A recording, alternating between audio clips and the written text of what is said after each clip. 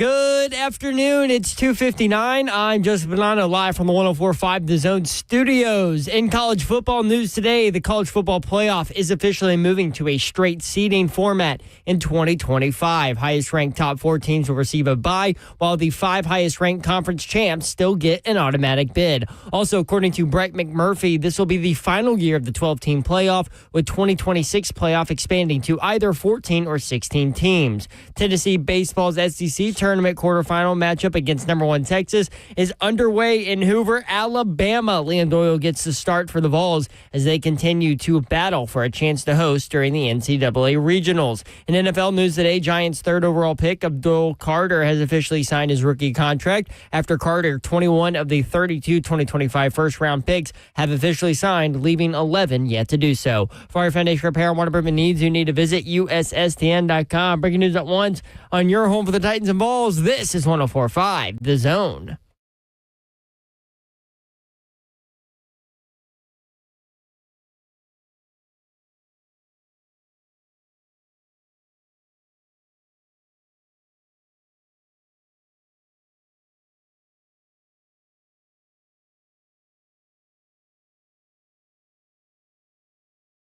Yo, welcome in 3HL 104.5 The Zone. Hope you're having a great Thursday. Slay Dog, can you dial up any better weather than this? No. Ooh, that's loud. I see what Buckner's talking about. What was Buck talking about? Buckner. Oh, what was Buckner talking about? I got a loud voice. Oh, yes. Ain't that what he says, There was a corporate That is message. exactly what he said. Mm-hmm. He said you've been breaking microphones. Yeah, just being me. I didn't even do anything else. Speaking of being me. right before, hey, what's up, Ross? Oh, my boy. Hey, man. Hey. Straight out the Simpsons. Before your mic exploded, basically, and died, Yep. I do remember you screaming into the mic. And Really? usually, like I learned from Jerry House a long time ago that, like, if you elevate your voice, you pop back a little Right. bit. So when you're talking loud, you're back here. Yep. And you do that. Yeah, I try to. But this one time you didn't. And I Really? heard it in my ears go. I did it then. I think it did. Now, Buckner also said that he has never seen one of these microphones break like that. Well, one of these microphones never seen Slate up. I'm in the building. I mean, that's appropriate. Tennessee and Texas going at it today. You will hear some offhanded play-by-play Yeah. from Slay Dog. Yeah. Do you still have that thing from yesterday? I do. I'm saving it for Mike Keith. Can you play it now so people will understand what they will get from time to time during today's show? And keep in mind, this is a base hit. That's all it is.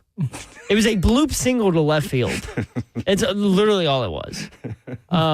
And he did it for Furman. Yes. Credit to the SEC Network and Ron Slay. All right, and this is what it sounded like. Ball hitting the gap right there at outfield. This left field coming over to grab it. Oh, he cuts it off. Then he hits it. Boom. See him about to turn the corner at first. He say, hold up. Hit it to the shortstop. He covers second. He go down on one knee, bobbles the ball, holds him at first. Balls back out. I don't know what balls back out mean, but that's like, yeah, we back out here to play another, you know what I mean, another something. I think we should send that to the SEC Network. Oh, they love it. And get Slay Dog some baseball activity next year. Send it to Dari. They got something called Rally Cap that they do. Oh, my gosh. If you sent that to Dari. Yeah, please. Let them know I'm in the game. And then you send it to Tom Hart. Yeah, Slay is love now it. officially the play-by-play guy for Tennessee baseball. You Tom better Hart believe wouldn't know who John Wilkerson is that. I'm secondary. No, I'm Oh, secondary. no, he's the second. He's the official 3HL play-by-play guy. I can't mess with Wilkerson. You're right. This is what Mike Keith and Big Savage are going to get when Slay walks into the booth during football games. Yep. He's going to just be screaming in the background like some nonsense about Joey Aguilar throwing a touchdown, but you're not going to know it was just a simple touchdown. It's going to have like backflips and cartwheels and fireworks going off and all of that. You watch the show live, YouTube, Facebook Live, Twitter, and Twitch. Twitch, please. Davenport will be in momentarily. The chat is going crazy with the play-by-play. Vandyman AD, that's the play-by-play we all need. DJ from Nashville, please, Slay, do Nashville SC game one time. Dude, Will Bowling. I don't know, Will or Pam might not let me in there. Pam might, will not. He takes it too seriously Will let me to know. allow that kind of shenanigans Get to out of happen. that foolishness. Plus, I don't know if you could the action's too slow. It is. For you to be screaming, oh, he kicked it to the left. Nope, there he goes back to the middle. Then, he's going backwards. I'll be out of breath. Yeah. I got to get in condition for that. Get in condition. Yeah. Man, we need some winners today, Slay Dog. Now, we listen, I've been out there on the Lanai. Oh, you have? Yep. And I got 4 parlays. Already? Mm-hmm. Yeah, I saw you coming in with a chair. That was funny. Yeah. Tonight, Timberwolves at Thunder. Thunder favored by 7.5, 7:30 on ESPN. Thunder won game 1, 114-88. Ought to be a good one. Ant-Man got to step up. I'm almost more nervous about game 2 than I was game 1, and I stayed away from game 1. Because is there a bounce back for Minnesota? I think it's a bounce back as far as their performance. Yeah, the second half, they sucked. Yeah. But I think OKC still pulls it out. I think they don't get it until they get to Minnesota. They get back to 7.5, though. It's a lot of points. I thought the first game was a lot of points to me. Yeah.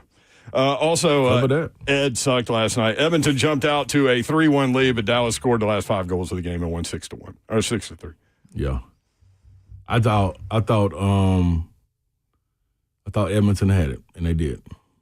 They did. They just needed to. You know what needed to happen? Like a power surge in the building or something. Like what? Like how do you give up 5 goals right. in one period? Like that don't like. It's like you're not trying. All right, 2. All right, cool. 5 in a row. 5? Yeah, 5 in a row. With no answer? No answer. Big news in college football, Slay Dog, as the 2025 college football playoff will change to straight up seeding.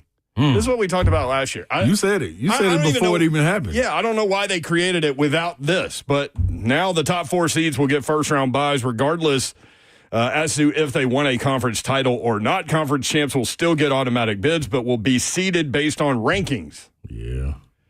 This will be the final year of the 12-team playoff, which is a pretty big little nugget as a part of this news. Yes. Which Chris Lowe's been saying that for a while. Yes. It will expand to 14 or 16 teams next year. My guess is it'll be 16, unless they want to slow roll that thing. Yeah, I think they want to get straight to it. Too much money out there. Too much money. Yep. So in the next segment, we'll tell you what this would have looked like. Yeah. In 2024. Would have been favorable in first round. Tennessee would have been in a better situation. Mm-hmm. That is definitely true. So what about that game last night? Let's go back to basketball. Number one, let's start with this. SGA, the MVP, we mentioned it yesterday, but I failed to get your take on this. MVP at 26 years of age. He finished runner-up last year. Mm. You've been talking about him all season. Yep. And the way I like how you've positioned it too. Like if you think you're anti-NBA, watch this team, watch this guy. Yep. Watch and the way they play. He can he can fill the stat sheet. 32.7 points per game this year, 5 rebounds, 6.4 assists. Good call? Yeah. Good call in this one. Throughout the season, led that team, a team that played together, shared the ball. Everybody got attempts. Everybody knew their role. That's the basketball I think that we've been missing. As far as when you have a superstar just saying ISO, it's not that. It's not that with them. He does a terrific job of getting fouled and drawing fouls, getting to the line. I think that's half of his points. But if the refs called it, which they wasn't in that first half, they called it a little bit in the second half. We got some of those calls, and it kind of changed the game a little bit. But defensively, the things that they do, really good. And they had SGA well. Not that he needs to be hit, but at the same time, you know what he's giving you offensively. So you got guys out there like Lou Dort, your guy. McDaniels. Dort. You got Chet Holmgren, Hartenstein, all these guys covering up. You love it. But you got some really good. Every spot they have 2 guys. Yeah, and that's rare in the NBA. 615-737-1045 if you want in. 615-737-1045. iHammer official says SGA is a bum. I mean, you can call him what you want to, man, but when you average a 32, that's meanwhile, DJ from Nashville, most underrated player ever, SGA. So all across the board there. But that's what you want. Either you love or you hate it. There is no middle ground. Well, when you're good, you're that, right? Yeah, absolutely. You know. Everybody from OKC going to love him. Everybody against him, hate him. 615-737-1045. That game was nicely, dog. For people complaining about the NBA. Even Will Bowling, I heard this morning, giving flowers to that game. And look, we all love sports because of the drama, the unexpected, many, many things. Yeah. But the entertainment is number one, and that was entertaining last night, man. Down 14 with less than 3 minutes to go. 17 with 6 minutes. And here comes Indiana. Yeah, like, hey, that was different. That was different. I wanted to tell Zeph last night, hey, can you go back and pull the breakdown when we talked about it? I said the Pacers were going to come out. New York was going to get up big. And like New York has done this season, been able to come back. Indiana, they've been able to hit game winners and stay in the game and somehow come out and pull it out. And they did it. 14 with 3 to go. Less than 3 to go. Yes. Indiana wins 138-135 in overtime. Phenomenal game. Pacers came from behind to force OT with a Halliburton step back deep two. Yes. Ooh, it was and man, so close. That bounced way up in the air. That's that touch. Put it on the rim. Let the ball do its job. Another thing. Never does his job like that. Nah, it's going to clank and go into second row. He get a lot more reps.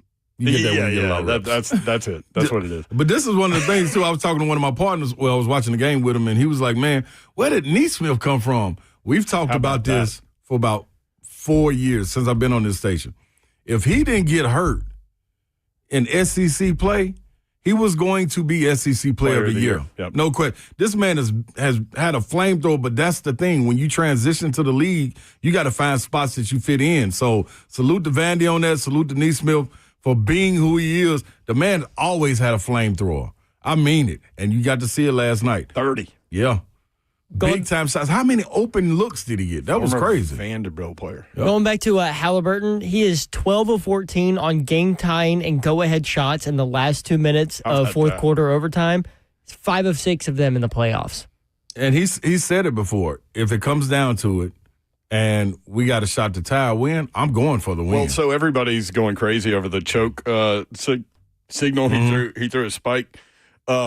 The amazing part of that is when the ball bounced up in the air, he started doing it before the ball came down. I knew what time it was. Isn't that crazy? And Reggie Miller was right there. You can see it. You can feel when you let the ball go if it's going or not. The Reggie Miller chokehold. He didn't he didn't get a single vote for Clutch Player of the Year. I think a lot of it too though is because of that record.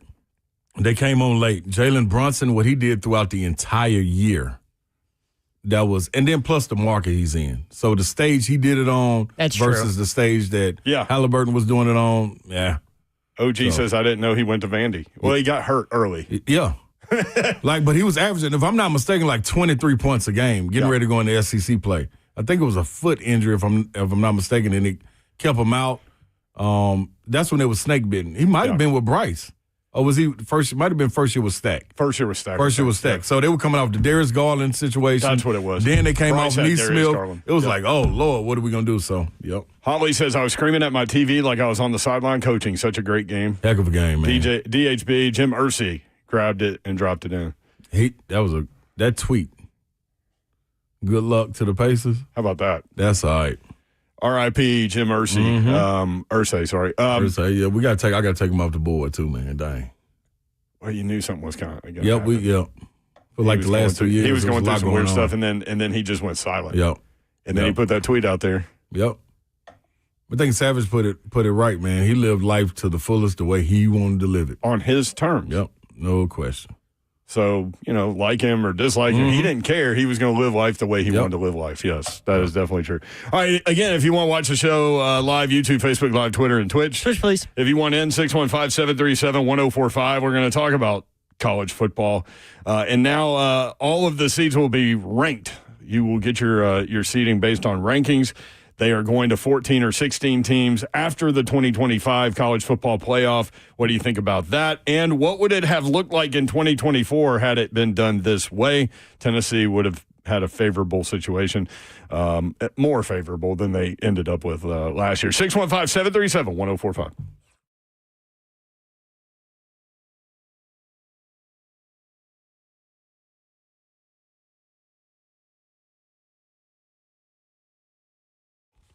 What's happening, guys and gals and everybody out there listening? You have some kids that are struggling with a little inflammation. You never know when it can start. The good thing is when you go to Kellum Stem Cell Institute, they get your body's stem cells, and they harvest them and redeploy them based on your needs. So let's say you're 15, 16 years old. They go and extract your stem cells. They hold on to them, and they harvest them. So you're 25 and you get hurt, as fast and healing that you had when you were 15 years old, those are the stem cells that are going to be active. So imagine that.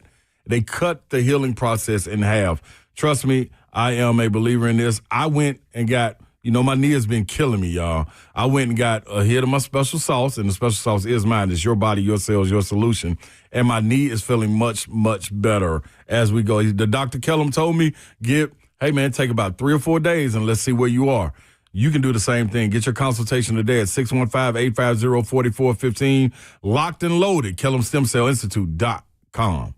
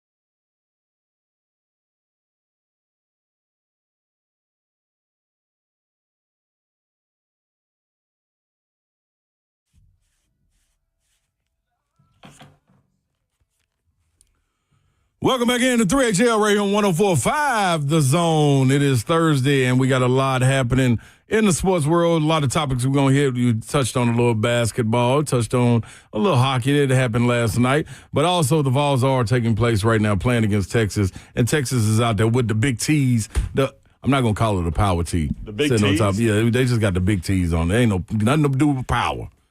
It's only one power T running around in college sports. That's ours. So, sorry I was late. I was talking to the big boss man. It's okay. We we just got some information that we get ever so often. I just can't really go into detail about it. I just want to say thank you guys for listening. Let me just say that. There we go. The good people being the good people that they are. Also, what is Texas ranked? They're number 3 in the country, but they're the number 1 seed in the SEC tournament. Number 1 seed, huh? Mm-hmm. Lim Doyle tried to hold the guy at first. Well, okay, what happened, Slay? Explain to me. I wasn't watching. Lim Doyle tried to hold the guy at first, man, and did not connect on it. Ball went to the dugout. They went and got it, man, stole the second. But I guess when I came back over, they got a foul. They got a foul pop out too. They got a foul pop out. Thank you, Zeph. Pop out. So that's my sideline reporter right there, Zeph. I'm in the booth. Okay, so where are we in this game? Like, right now, what's the score? 1-0. Texas has scored. Oh, okay. Yeah, and they had a little pop up. You know what I mean, over there to left field, between left field, center field. Center field said, "I got it." Going to cut it off, but then he was rounding third and said, "You know what? I'm gonna go on home." Texas went on and got a score, and that put him up 1-0. It would be funny if he actually literally said that. That's what he said to the third base coach. You know what? I'm gonna go on home. Yeah, I'm gonna go on. Yeah, I'm cool. I'm rounding this thing. I was watching the highlights from Tennessee's game yesterday, and that play at the plate that y'all were trying to describe, where he got the heel of his cleat stuck in the dirt and it like lowered his toes. Wasn't that crazy? Yeah, he ran through the hold sign at third. Did he? Mm-hmm. See, he was safe. It looked like. Jaio, you said it right. We just said that off air. Like Lim Doyle looks like he's pressing, looks like he's rushing a little bit. He got to settle down. He wants it too bad. When he got that strikeout, he walked at least 5 feet off the mound. Talking to the picture, the ump came out and told him, "Hey, look up. We ain't going to have that today now. Now, you can get back up on the mound, but we ain't going to have that, not in my game today." That sounds like Unk down the street took over. Listen, Unk may be in the booth. You might have a shout-out during this game, presented by Unk now. What if the ump had like a flask in his back pocket, and like as he walked to the mound to calm everybody down or something, he just pulled out the flask and took a hit? No, that's he just knew. No, he knew Tony Vitello was about to come out there, and he's like, "Oh, here we go again." Yep. Yeah, this can happen all the time.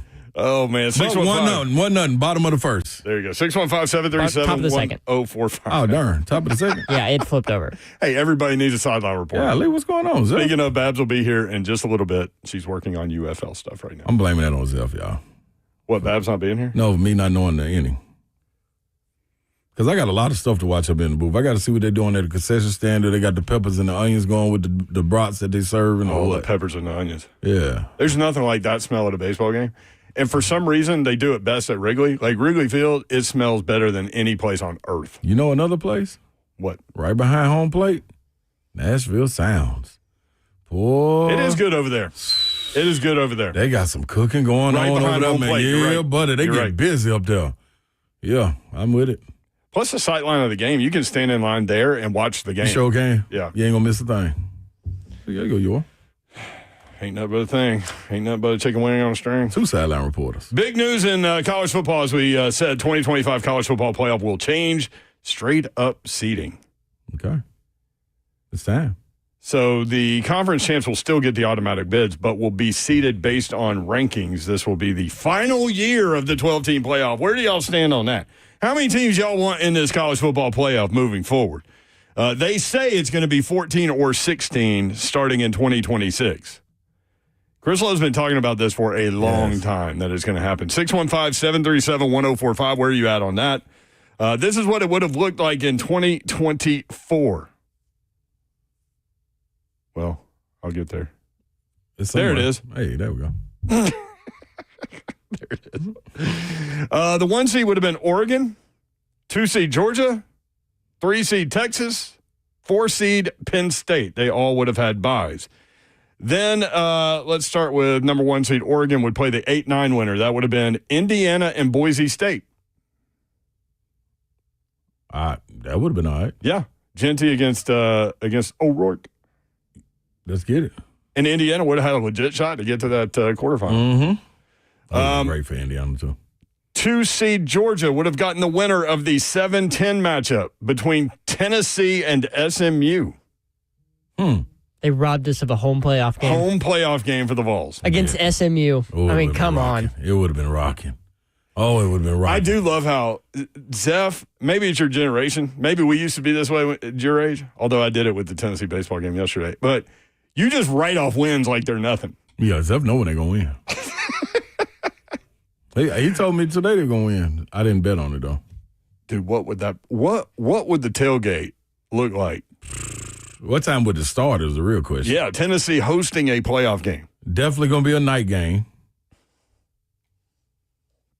Against SMU, so you feel very confident going in. Yeah, you starting at about 10 o'clock.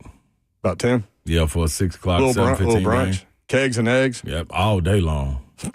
They need to bring some extra porta potties out there for them. Especially when Zeph gets going. No, Zeph don't need that. He just need a sack. That's right. Yeah, but he could have vomited in the porta potty as opposed to a, what was it, a Chick-fil-A bag? Chipotle. Chipotle bag. Yeah. P and Rattler, baby. PNR. It's never happened before, has it? 3 seed Texas would get the winner of 6-11. 6 seed Ohio State, 11 seed Arizona State. Wow. Texas and Ohio State would have been nice. Can you imagine that Arizona State running back? Cam Scattaboo. Yeah. In Ohio State? Yeah. That would have been live. He would have dealt with that weather. That would have been live. Even though that's a desert team. He would have liked it, though.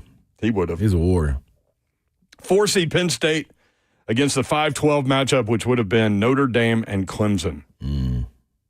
I feel like those games and those matchups would have been better than what we actually had.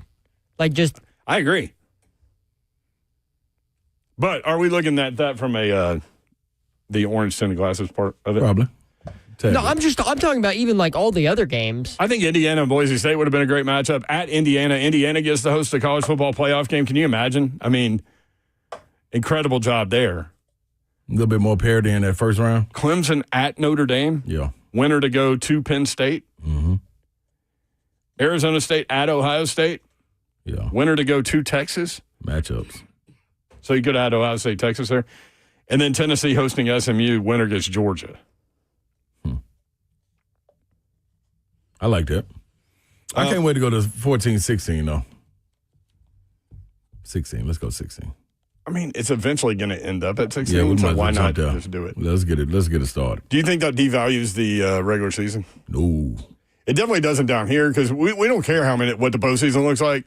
I mean, when Georgia plays Auburn, for example, the hatred is still there no matter what. We don't care what records Mississippi State, Ole Miss, the hatred's there. Yeah, regardless.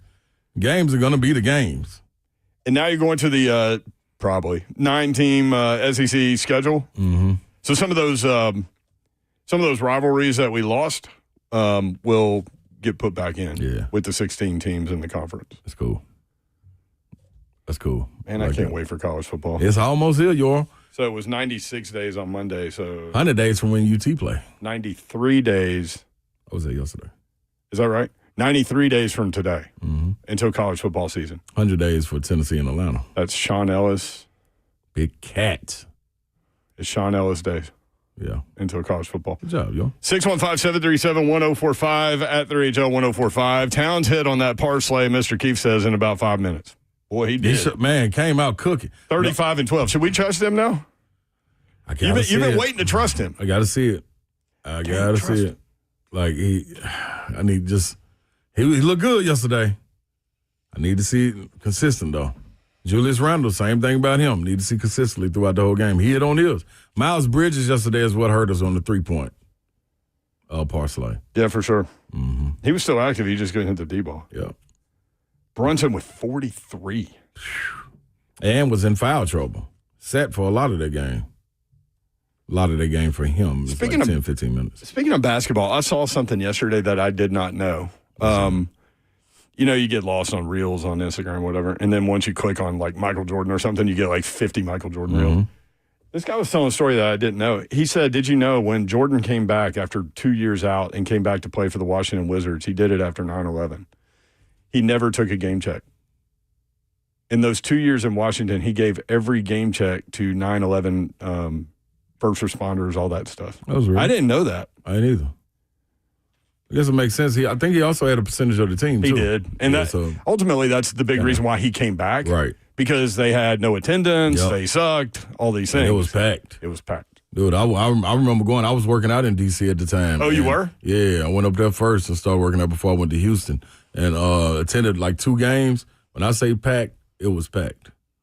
And then the Liberty was also packing the gym later on in that season. Speaking of that WNBA initial game. Mystics, I said the Liberty. The Mystics, yeah. Did you see the ratings on that? It was the highest rated game since 2010. Wow. With Caitlin and Asia.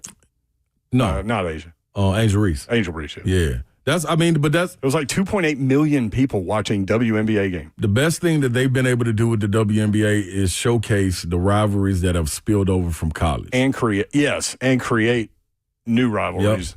Because you know people are going to watch the one player, right? Like, so then also when she plays, other great players showcase it. And a lot of times the college fan base that they have doesn't always travel. It doesn't in the men's game. But in the women's, doing a good job of letting that bleed right into the WNBA season. That's pretty dope. Pretty dope. They got to continue to capitalize because I think they've still been in the red, which is not good. They got to find some way. Especially when you're arguing for more player salaries. That's hard to do. And it's only like a 3-month season. It's getting subsidized by the NBA. Yeah. 3 or 4 month season. Like it. If you want to watch the show live, YouTube, Facebook Live, Twitter, and Twitch. Twitch, please. The F&M Bake Chat is open. Michael says Vols would have destroyed SMU. That would have been good. Leave the Latins 615. Definitely don't want to open my mouth over a porta potty. Good point. Hey, man, you see weird stuff in those things. Oh, man. You better. I saw a scorpion one time. What? I started to take a leak in a porta potty. I looked down, and there's a scorpion staring at me. I was like, nope. Yeah, I'm going to get on out of there. I hold my breath when I go in there. Definitely that. Like going past a graveyard, same thing. I never did that. That's what you're supposed to do. Graveyard too big. So I've got a question for you guys. Wait, hang on. Let's investigate the scorpion story. How? Because I didn't know in the moment, like, can that dude jump? If he jumps, pincher. Then what happens? Pinching. I didn't want to take that chance. Can they jump? You never know. With that little tail, they may spring up like a kangaroo. No, scorpions cannot jump.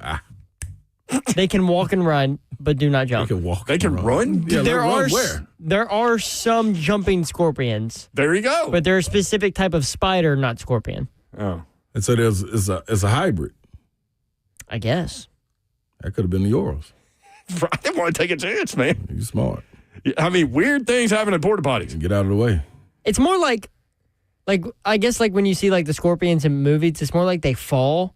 Like whenever you see like a scorpion pop up, it either like falls on them. Like the Scorpion King? But it never like jumps up from the ground. Like the Rock. Vandy Man AD2, did you pee on the scorpion? No, I got the hell out of there. I wasn't taking a chance. Try to flood the scorpion. Dude, I've never zipped up faster.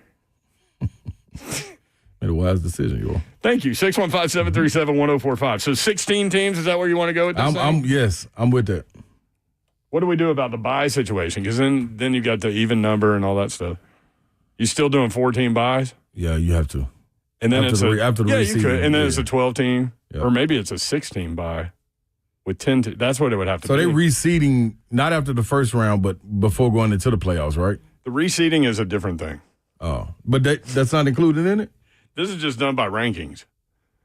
Oh, that ain't reseeding is like what we were talking about with the NFL. Like you you have the 6 seed that beats the 3 seed, and then they get the 2 seed. And could you do a double bye? Or would that be too long of a? That's a long time off. Playoffs. Yeah, 2 weeks off, and then you almost punishing the other teams in a sense. It's a lot of games right there. I mean, they'll figure it out. And guess what? We'll be in attendance. You will. I will. How cold was Columbus? Did you take your shirt off like all the Tennessee Nah, players? I couldn't.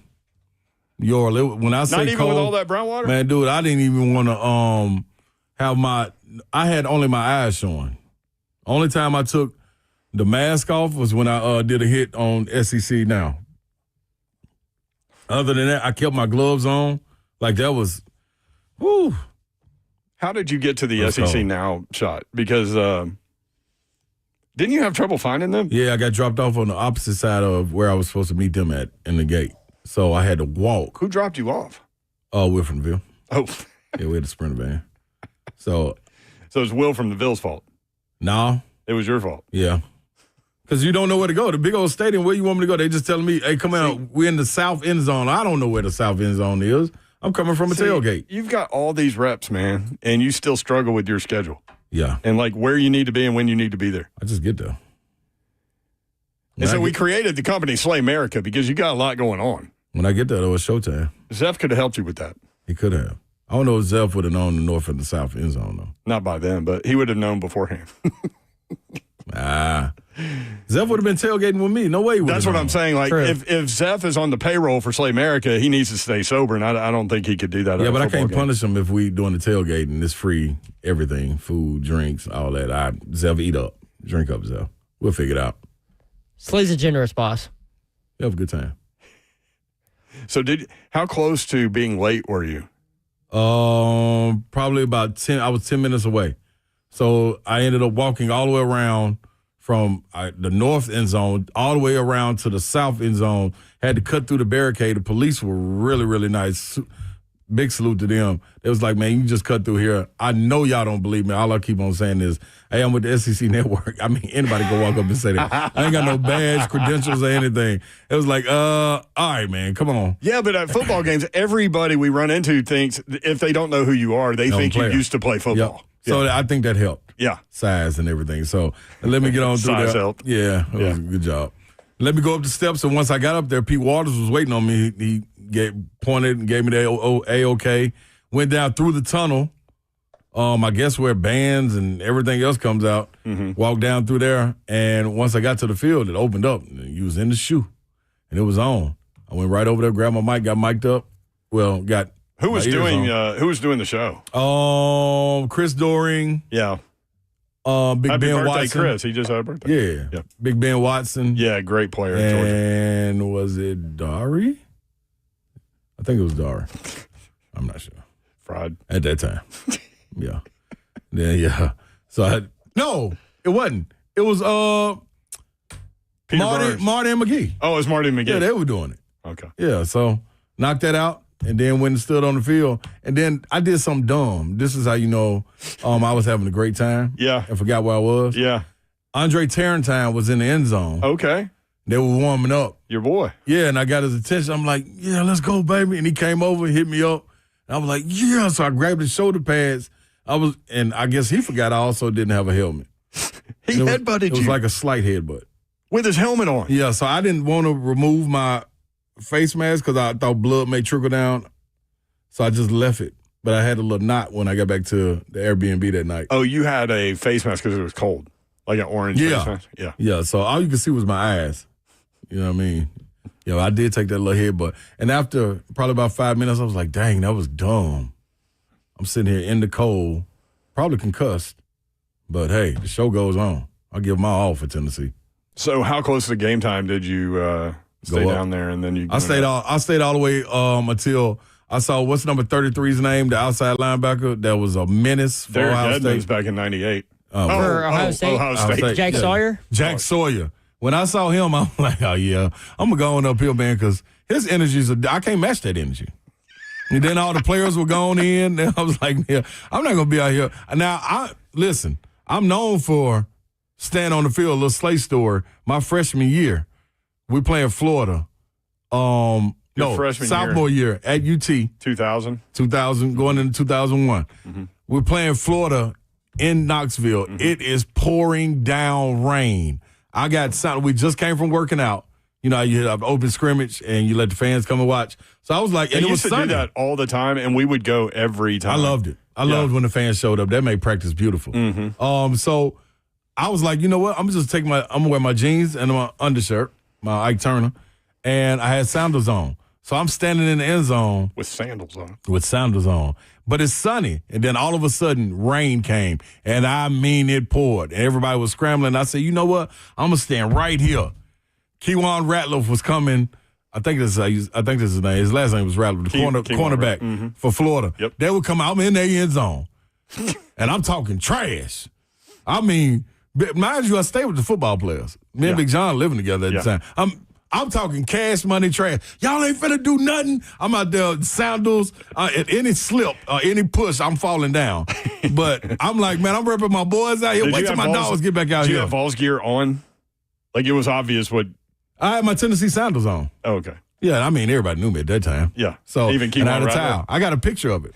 I'll show you the. I'm gonna show you the picture. Yeah, but Kewan Ratliff came out there. I'm talking trash, and I said, wait till my boys come back out here. You just wait till my boys come back out here. I wanted all the smoke, man. And that's when I wanted all of it, Josh. And this is the problem. That's when they called the fluke call with Jabbar Gaffney in the end zone, the right end zone in front of, I think, Willie Miles. And they called it that catch that he dropped. You talking about sick. Man, referee dogged us on that one, man. Lama Matthews never worked a Tennessee game again. He made that touchdown call. That was foolishness, man. It basically bounced off Gaffney's chest. He didn't even have it for a split second. I'm like, oh. Nope. Lama Matthews went to Vanderbilt. Made that call. That makes so much He never sense. did another Tennessee game again. It's the story that I heard. Well, he shouldn't have. Man, Travis Henry went nuts in that game. Wow. So that was a time right there. Story time on 3HL. Yeah, man. It's a good time right there. I'm gonna find a picture. I wonder what, like, in terms of games that you've attended, like, what is the most memorable game and maybe moment that you experienced live in a stadium or in an arena? Let us know. 615-737-1045.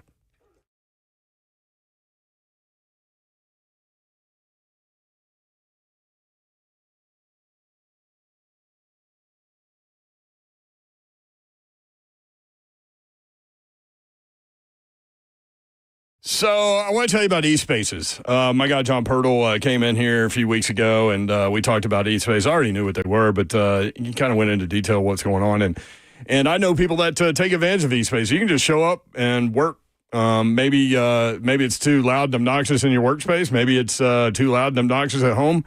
You can go work at eSpaces during the day if you want to, or you can get way more involved, whatever level you want to do. eSpaces.com is the website. 2 new Middle Tennessee locations opening this July, which will give them 15. Cool Springs at Corporate Center, Brentwood at City Park, designed for entrepreneurs, teams, and established professionals, featuring private offices, team suites, meeting rooms. If you want to conduct a meeting there, you can do it. Fully equipped, 24/7 access as well, flexible terms, beautiful professional spaces that are move-in ready. Whether you are scaling up or just getting started, eSpaces provides flexibility without compromise. Want to check it out? Tours available now. Reserve your space early. You can check out what they have to offer you, eSpaces.com. Again, 15 locations and offering private offices, meeting rooms, team suites, beautifully designed, move-in ready spots with 24/7 access and monthly flexibility. Discover why more businesses are choosing eSpaces. Explore all 15 locations online, eSpaces.com. That's eSpaces.com. Maybe your monthly bills are keeping you up at night, and maybe you're worried about your finances in these crazy times right now. The monthly payment not going down on that credit card debt. Guess what? You can call Loan Pronto. If you own a home, they can help you get out of this problem really easy. A super easy way with Loan Pronto to get tens or even hundreds of thousands out in cash. Loan Pronto has lots of options for helping you tap into the equity in your home for you to get the cash out you need to get back on solid footing. And most homeowners who have done this with Loan Pronto end up wiping out all of their credit card debt, and on top of it, they cut their monthly expenses by about $1,000 a piece. Look, you didn't mean to end up here. If you do stress about money, you don't have to. If you own a home, call Loan Pronto for fast debt relief. LoanPronto.com. You can start the whole process or call them at 615-499-5780. LoanPronto.com at 615-499-5780. Loan Pronto, Equal Housing Lender, NMLS 1661781, subject to lender approval, NMLSConsumerAccess.org.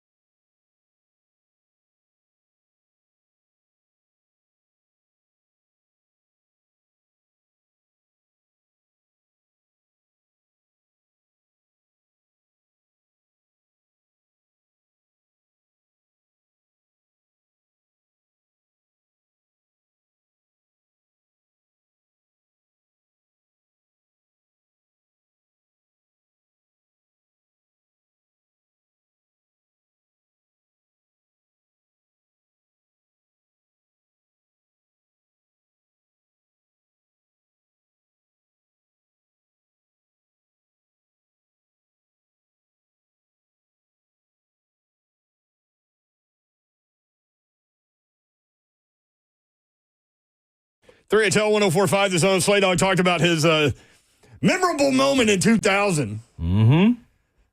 Tennessee-Florida game. Didn't turn out well for Tennessee. Because of a call. I mean, if you didn't have a dog in the hunt and you were watching that game, it was an incredible game. Yeah, and a great game. And Cheese went nuts. Travis Henry went nuts in that game. Florida could not do anything with him. Nope. I don't remember his stat line, but it had to have been close to 200 yards with like 30 carries. Like they could not do anything with him. He was rolling, man. That man was a bowling ball. And then Florida, with a little comeback route at the end of the game to Jabbar Gaffney, it bounced off his chest. They call it a touchdown. So quick. And I remember back in those days that like talking about instant replay, and you wanted instant replay, and I mean that would have definitely been one of those. I think Florida would have had another play though. I think that was third down. I think they would have had a fourth down play too. I'm not sure about that part of it because I tried to erase it, but somebody was like, Florida fans even knew walking out of that game. Stole one. They weren't talking mess because they stole one. William Wade. I remember walking out of the stadium that day and I don't know that Tennessee fans have ever been more pissed that I've seen. Dude. Like it was. I mean, mad coming out of there. And like you said. It was basically like, Florida fan, don't say one effing word. Because it's on. And they knew. Yep. Like you said, though, they may have scored on the next play, but, dog, that was it. That was great coverage, great D. Got his hand in there, knock it down. Yeah. I mean, it's like. Those ones that sting. Mr. Witherspoon said. You know, you get the right call there. You live, son. You live to fight another day. Fight another day. You know, my I'm gonna look up the box score. That's the I talk about it all the time. Tennessee, North Carolina. I hate bringing it up, but that was the one. I had a conversation with someone today, man. It was one of the wildest times. Tennessee playing Kentucky. It's my sophomore year. That's when we were ranked, and I said that was one of the teams when our season we sucked. Playing Kentucky. Me and Tony Harris is out that game with a banged up ankle. He hurt it the game before against Arkansas at Arkansas. We come out playing against Kentucky. It's a jump ball in front of Kentucky's bench. Me and Keith Bogans, who I've known since my junior year of high school. Great player. Yeah, great player.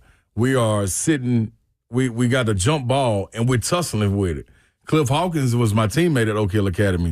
So he's a freshman on that team. So if you don't know us, you'll be like, oh, man, what's going on? And the crowd was getting into it like loud and like, hey, what's going on?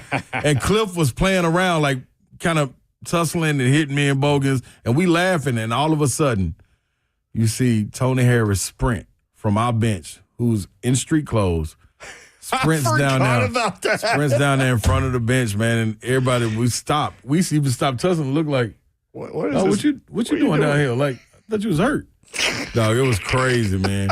After that, our season was wow. That was a turmoil season right there. So Slay told that story, and it made us think, like, what memorable moment that did you experience live? It's one thing to watch it on television, and those are all great moments too. I mean, we romanticize sports, so that's why we love sports, and we remember all of these things that happened. And I was pretty close. Travis Henry, 37 carries, 175 yards, and a touchdown. Rolling. That man was rolling. 615-737-1045. Gary in Portland. Gary, what's up? Hey, man. What's up, Slay Dog? What up, Gary? What up, Gary? Hey, close to it. I keep it short and sweet. How about the championship year, 1998? Clint Sterner. I mean, everybody was leaving the stadium. Everybody left. It was raining. Yeah. And then, bam, there's the fumble, and then we own the glory. Y'all can talk about that. What do you think about that? Thank you, Gary. I was in Section A, which is over by the opposing fans, right?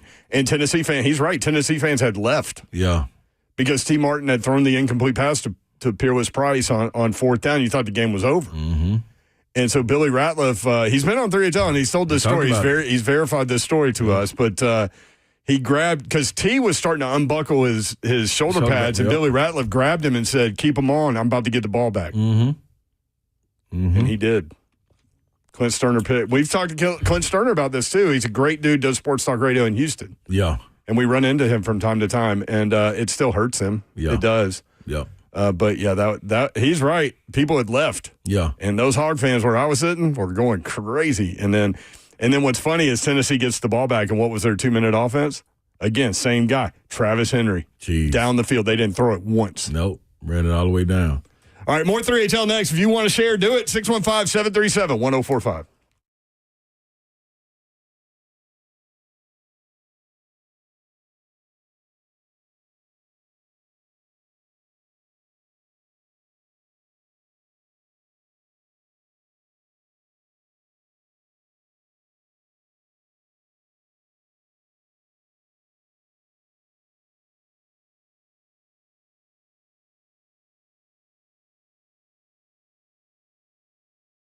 You need new windows, you need new doors. Sometimes it's time to upgrade those things in your home, even if it's not the sexiest of upgrades. But when you do have to do it, you need to call Pella Windows and Doors of Nashville. And you might be surprised to learn how affordable replacement windows are from Pella, affordable and the best quality out there. I love a good deal. You love a good deal. We all love a good deal. Pella Windows and Doors of Nashville wants to give you a good deal right now as they celebrate 100 years in business. All you have to do is tell them that you would like the Dawn deal for May. That is 50% off qualifying installations and 0% APR for 36 full months. Ask them for details. Let them help you out. And I promise you, they are the best out there at what they do. Pella Windows and Doors of Nashville. Schedule your free consultation. Check out the Dawn deal. You can do it all online easily at PellaNashville.com.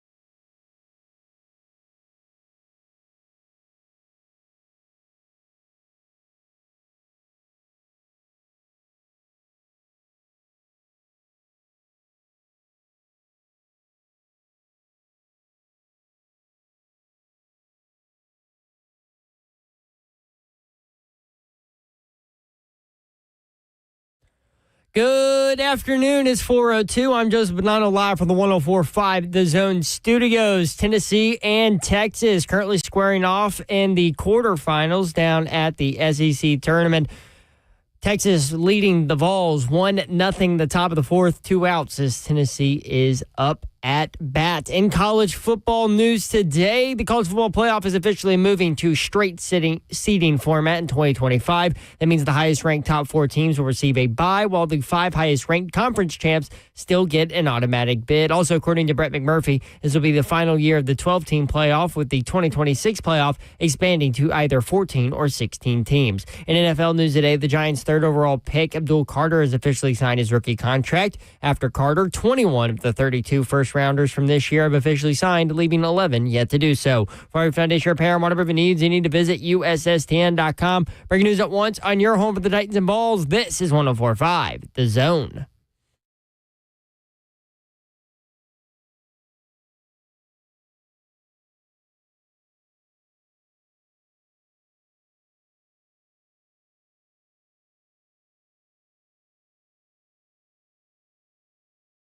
HL 104.5 The Zone. Brent Doherty with you on a beautiful day in the Music City. Hope you're doing well. Babsy will be here momentarily. Coming up at 4:20, Greg Cosell, NFL Films, NFL Matchup. What we decided to do with Greg today is kind of re-hit with OTAs going on. Phase 3 is about to start, where they can kind of compete one-on-one against each other. Still no contact, but wanted to hit with you guys and get Cosell to analyze the new free agent Titans. So we're talking about like left tackle Dan Moore, right guard Kevin Zeitler, the receivers Tyler Lockett, Van Jefferson, outside linebacker Draymond Jones. I think a lot of people forget about him when you're trying to put together like sack totals potentially for this season. Cody Barton, inside linebacker, and Xavier Woods, free safety, who is a beast of a safety that can kind of do all of the things. So we'll get him to break down those guys at 4:20. Stay tuned for that. Big Savagery, Ramon Foster from Ramon and Will, her weekday morning 6 to 10, will join us at 5:20. And we'll work through some stuff there. What's going on in the baseball game, Slade? Man, just a little right there, man. They come up off the mound, Texas, go and give them a little slider right there, then pop up, the right field, catch a little pop fly, that get them out of the end, and Texas going and snuck on into the dugout, man. They about to come up to bat now. Little fair catch. Going to the fourth inning. 1-0 Texas in that game. The Vols, do the Vols have a hit? No, but they do have a base runner thanks to a hit by pitch. So they're not getting perfect gamed. Yeah. And then By the way, Texas is currently throwing a no-hitter. They're throwing a no-hitter. They're throwing a no-hitter. Okay, that should have jinxed it. Not when the opposing fan base does it. I like the effort. No, I love that, Zeph. I love the effort, Zeph. That's what I'm talking about. Yeah, Babs will be in momentarily. Slay Dog is here, y'all. I'm in the building. So Slay told a story about being in the end zone and riling up Florida players in 2000 when Tennessee lost to Florida in football in a very controversial way. Yep. Jabbar Gaffney. What did he do that game? Did you see him? Let me clear my throat. Jabbar Gaffney, 6 receptions, 91 yards, and a touchdown. They kept some dogs, boy. The Bachelor was the quarterback for the Gators, Jesse Palmer. Smooth Jesse. Ernest Graham was the running back. Was a really good running back, but not in that game. 10 for 48. Mm-hmm. Actually, no, 10 for 40. Sorry. He was going against a dog of a defensive line. Your boy and roommate, John Henderson, 8 tackles, 2 sacks in that game. Wasn't playing around, man. Buck Fitzgerald, shout out, Buck. That was Outland Trophy year for Big John. Yes, too. it was. Mm-hmm. Big Buck Fitzgerald had 3 tackles in that game. Tennessee should have won. Yep. I'm just saying. No, you said with it right. A.J. Suggs at quarterback. Let's point that out. That A.J. Suggs was Tennessee's quarterback. Why was he? What was wrong with Casey? I don't remember, but A.J. went the whole way. 17 to 29, 140 yards. Who was the receivers for Tennessee? Receivers were Cedric Wilson, Dante Stallworth, Eric Parker, Eric Locke, Bobby Graham. Man, that's a line over there, man. BG out there. He had a catch in that game, too. Cookie Lock, man. Shout out to Cookie Lock. Man, Murfreesboro. Great. His dad's name is Juicy. Transferred from Alabama. Yeah. Came and played with the Vols. There were some stories behind all that, too. See, I never got to hit him. I'm glad. I'll let you know. I just know Cookie was the man. He was. That is for sure. 615-737-1045. So it got us thinking. All of those receivers went to the league. Isn't that crazy? Except BG and Cookie. But all of them played professional. He played professional. But, yeah. But that got us thinking, like, what moment sticks out to you? A lot of people in the chat are saying the Music City Miracle. Titan 2GS says, Music City Miracle, best live sport I've ever seen. Game wasn't all that great, but the moment is etched in the memory. That was a well-crafted message there. The game was not that great. Yeah. Like, at all. But that play. Whew. Set in stone, baby. Got it going. So a memory that you have actually being in attendance at a sporting event. Corbin in Bowling Green. Corbin, what up? What's up, gentlemen? Slay, Brent, good to talk to you. Hey, too, man. No doubt. So I told producer Joe on the backside, I'm actually going a little different. I'm actually an Oklahoma State alum and grad. Yeah. And so Big 12 through and through for the most part. But Yep. I reel it back to 2021 Bedlam. We were playing OU, right? And this comes right on the heels of Texas and Oklahoma announcing they're leaving for the SEC. And I'm a couple years removed from being in school, and I said, there ain't no way I'm not going to be at that game. It was in Stillwater. And you know when you have the moments like where there's just a little more hate, a little more bitterness etched into the atmosphere? Yeah. That was what it was like. And it was the most intense roller coaster emotional game I've ever been to. And we sacked Caleb Williams to end the game, and Oklahoma State wins 37-33. Good guys on top. I like that. I love it. I love talking to Big 12 fans because, like, I don't know how y'all do it with the blood pressure because all of those games are like that, 37-33, 49-44, and, like, it's crazy. But, hey. It's a track meet every time, man. Yeah. It's a track meet every time. Thank you, Corbin. Appreciate it, man.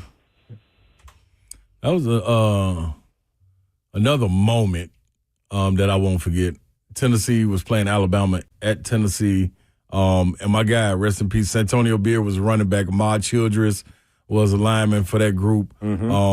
White Creek great. But I remember being there and me sitting in the end zone, kind of where the recruits usually sit. We had a recruit in, so sitting right there. And I remember Santonio Beard broke it. I think it was my junior year. Broke it and scored in the end zone, and he found me. I don't know. While he was running, we locked eyes. I don't know how.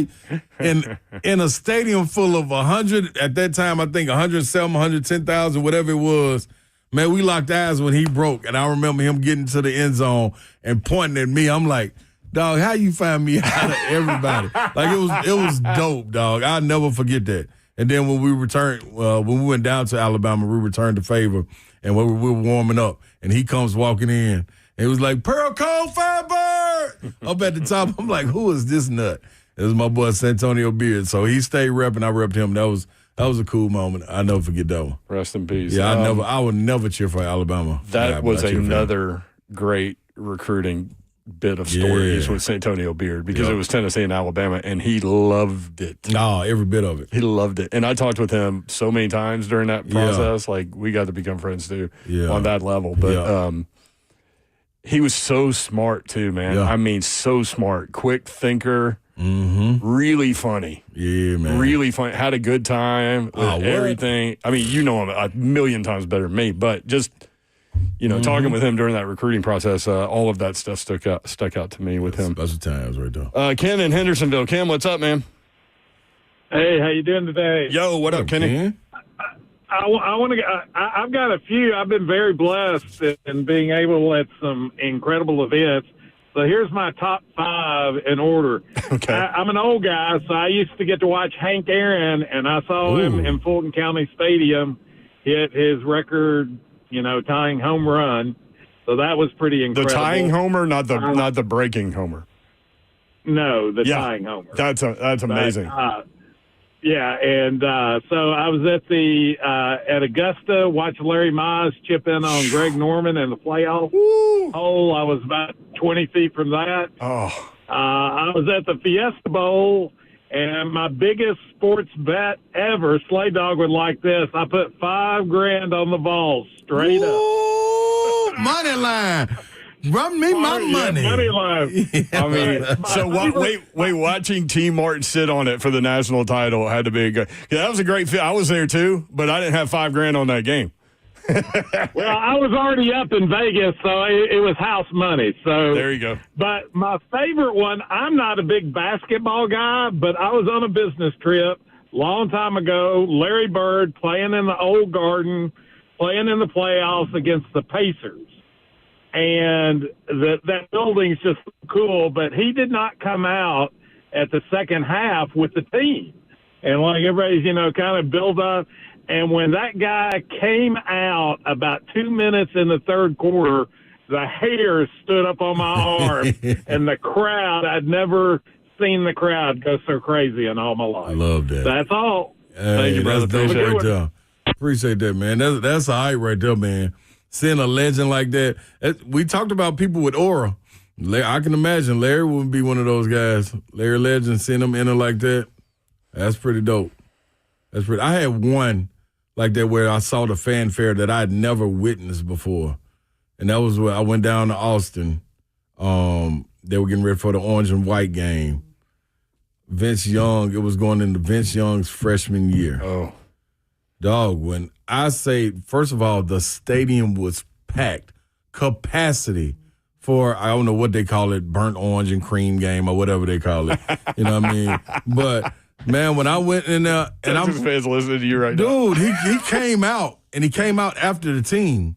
And when you saw everybody, it was like everybody was doing the wave. Mm-hmm. And people just all started standing up and going crazy. And it was Vince Young, and I'm asking Miss Caroline, I'm like, Carolyn Red. I'm like, why is everybody going crazy? She was like, that's Vince Young.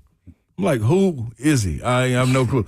Dude, when I say the fanfare. You quickly knew. Boy, and I watched his career, I was like, wow, I see why they went crazy about him. He owned the state of Texas. Mr. Keefe, I was in attendance for one of Levis's pick sixes.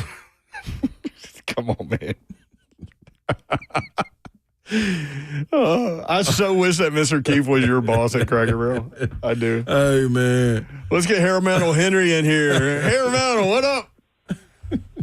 Mayor Slayride, I hope you gentlemen are doing well. Yes, sir. This one is just kind of a personal for me. Okay. 1988, my senior year of high school, on Christmas break, me and a couple other guys decided we're going to drive to Chicago and see the Bulls and the Lakers play. Oh, wow. And in 1988, the best we could do was standing room only tickets for $100. So that's how, the Bulls were coming to their own at that time. 9-hour drive for standing room only. Oh, yeah, at Old Chicago Stadium. And we pull into the parking lot, the dude charges us $20, and I'm pretty sure he didn't work there, but we paid it anyway. But, man, one of the last plays of the game, Jordan and Horace Grant are coming down on a 2-on-1, and Worthy is just cooking it to get back with Horace. And about the time he turns around the middle of the lane, Jordan's boys, if you know what I mean, are right in his face as he's dunking on him. And the place just went absolutely nuts. Greatest game I've ever seen in my life. That's dope. Have a good day, boys. Hey, good to hear from you, man. brother.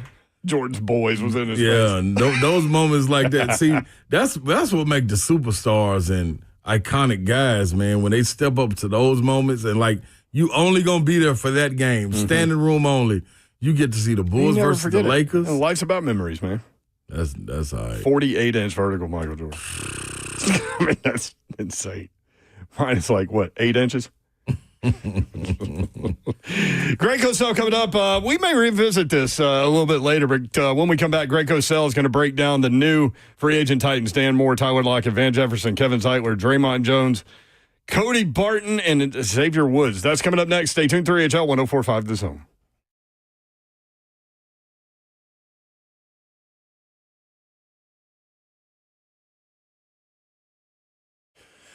I want to tell you about my friends at Brentwood Jewelry. These are your guys. You've got lots of gifting opportunities throughout the course of the year, and they can help you with that, maximize your gifting abilities. And you can get it done at Brentwood Jewelry. Just go in there, get to know the Amamoli family, and they'll point you in the right direction. They have anything you need in terms of jewelry, anything you can possibly think of. And I'm a big watch guy. If you haven't already heard, Nashville's premier timepiece dealer is Brentwood Jewelry. Not only do they have the best selection in watches, They're also the go-to spot for pre-owned Rolexes, both vintage and current models. You can own a fine pre-owned Rolex for a fraction of the cost. Every watch has been meticulously serviced to ensure the highest level of performance and is presented with a 2-year warranty. For more than 50 years, Brentwood Jewelry has been proudly serving the Middle Tennessee community with exceptional style and exceptional deals every day. As a family-owned and operated business spanning 3 generations, they are deeply rooted in this community. From Salem's service in the Special Forces to his son serving as local firefighters, the Amamali family is dedicated to giving back in a time that is imperative to support local. Shop Brentwood Jewelry. 7012 Church Street in the heart of Brentwood, just off Franklin Road. Exceptional style, exceptional deals every day for more than 50 years. Visit BrentwoodJewelry.com.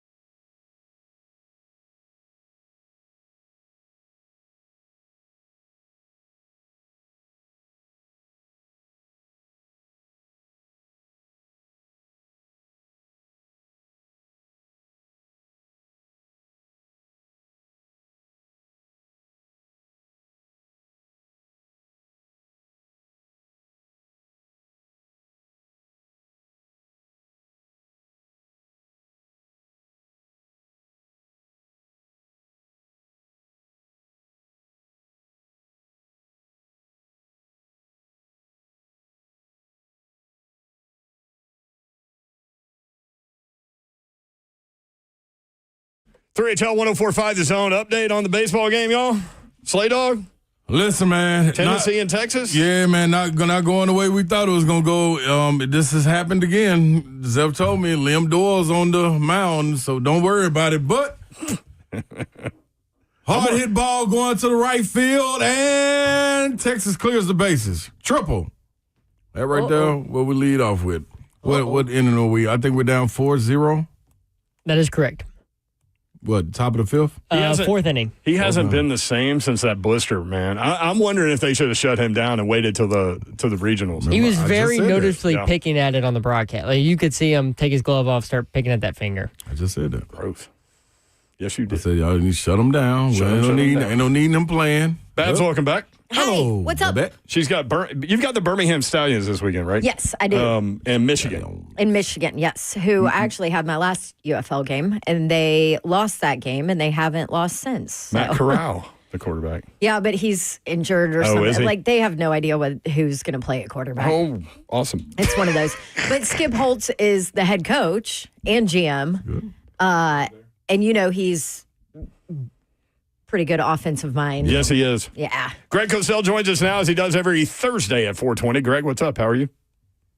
What's happening, kids? How are you? What's up, Hey, Cosell? Cosell. I'm Good. doing great. Good. How are you? Good to see you.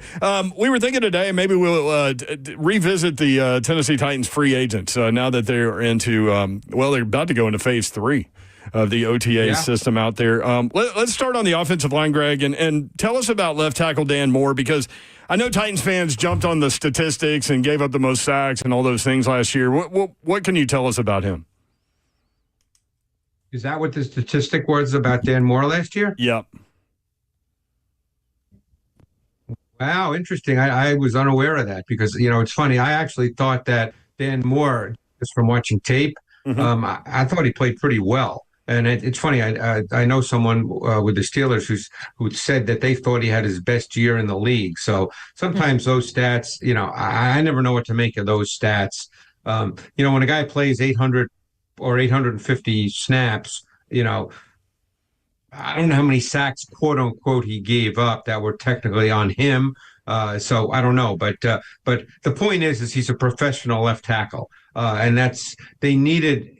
And obviously, we can talk about Kevin Zeitler as well, but they needed a professional offensive line. And now at least they have a professional offensive line because they do have a professional left tackle and they have a right guard who's a professional, been around a long time. So it's I think it's a definite positive overall. Yeah, I don't have it in front of me. I can't remember how many sacks he gave up, but that's why I wanted to ask you that, because that's such a kind of a gray matter thing with regard to who gave up what and how it was given up. And if I remember correctly, most of those that he gave up were against two different teams, and that was Myles Garrett and the Browns and Hendrickson with the Bengals. So that'll do it. And by the way, you still have to block those guys, so that counts. They're good. You do have to block when you get to the NFL and play in the league. You've got to block the really good players. But I'm always leery of stats like that. Just like when I read stats about quarterbacks and I see throws under pressure. Well, I have to see those plays. I don't know what under pressure is for other people. I know what it is to me, and I know how I've been taught the position by a lot of really smart people. So I have to see those plays. So I don't know exactly what that means. So you mentioned so in terms of tape, and you said you talked to people.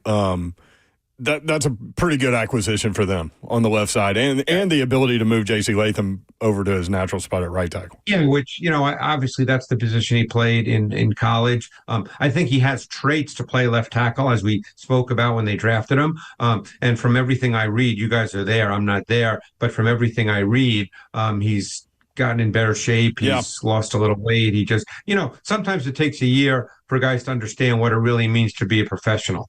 And if you're just really gifted at your position in college, not that you don't work hard. I don't know J.C. Latham. I'm not going to sit here and make any comment about how he works, but sometimes it's easier than it will be in the NFL.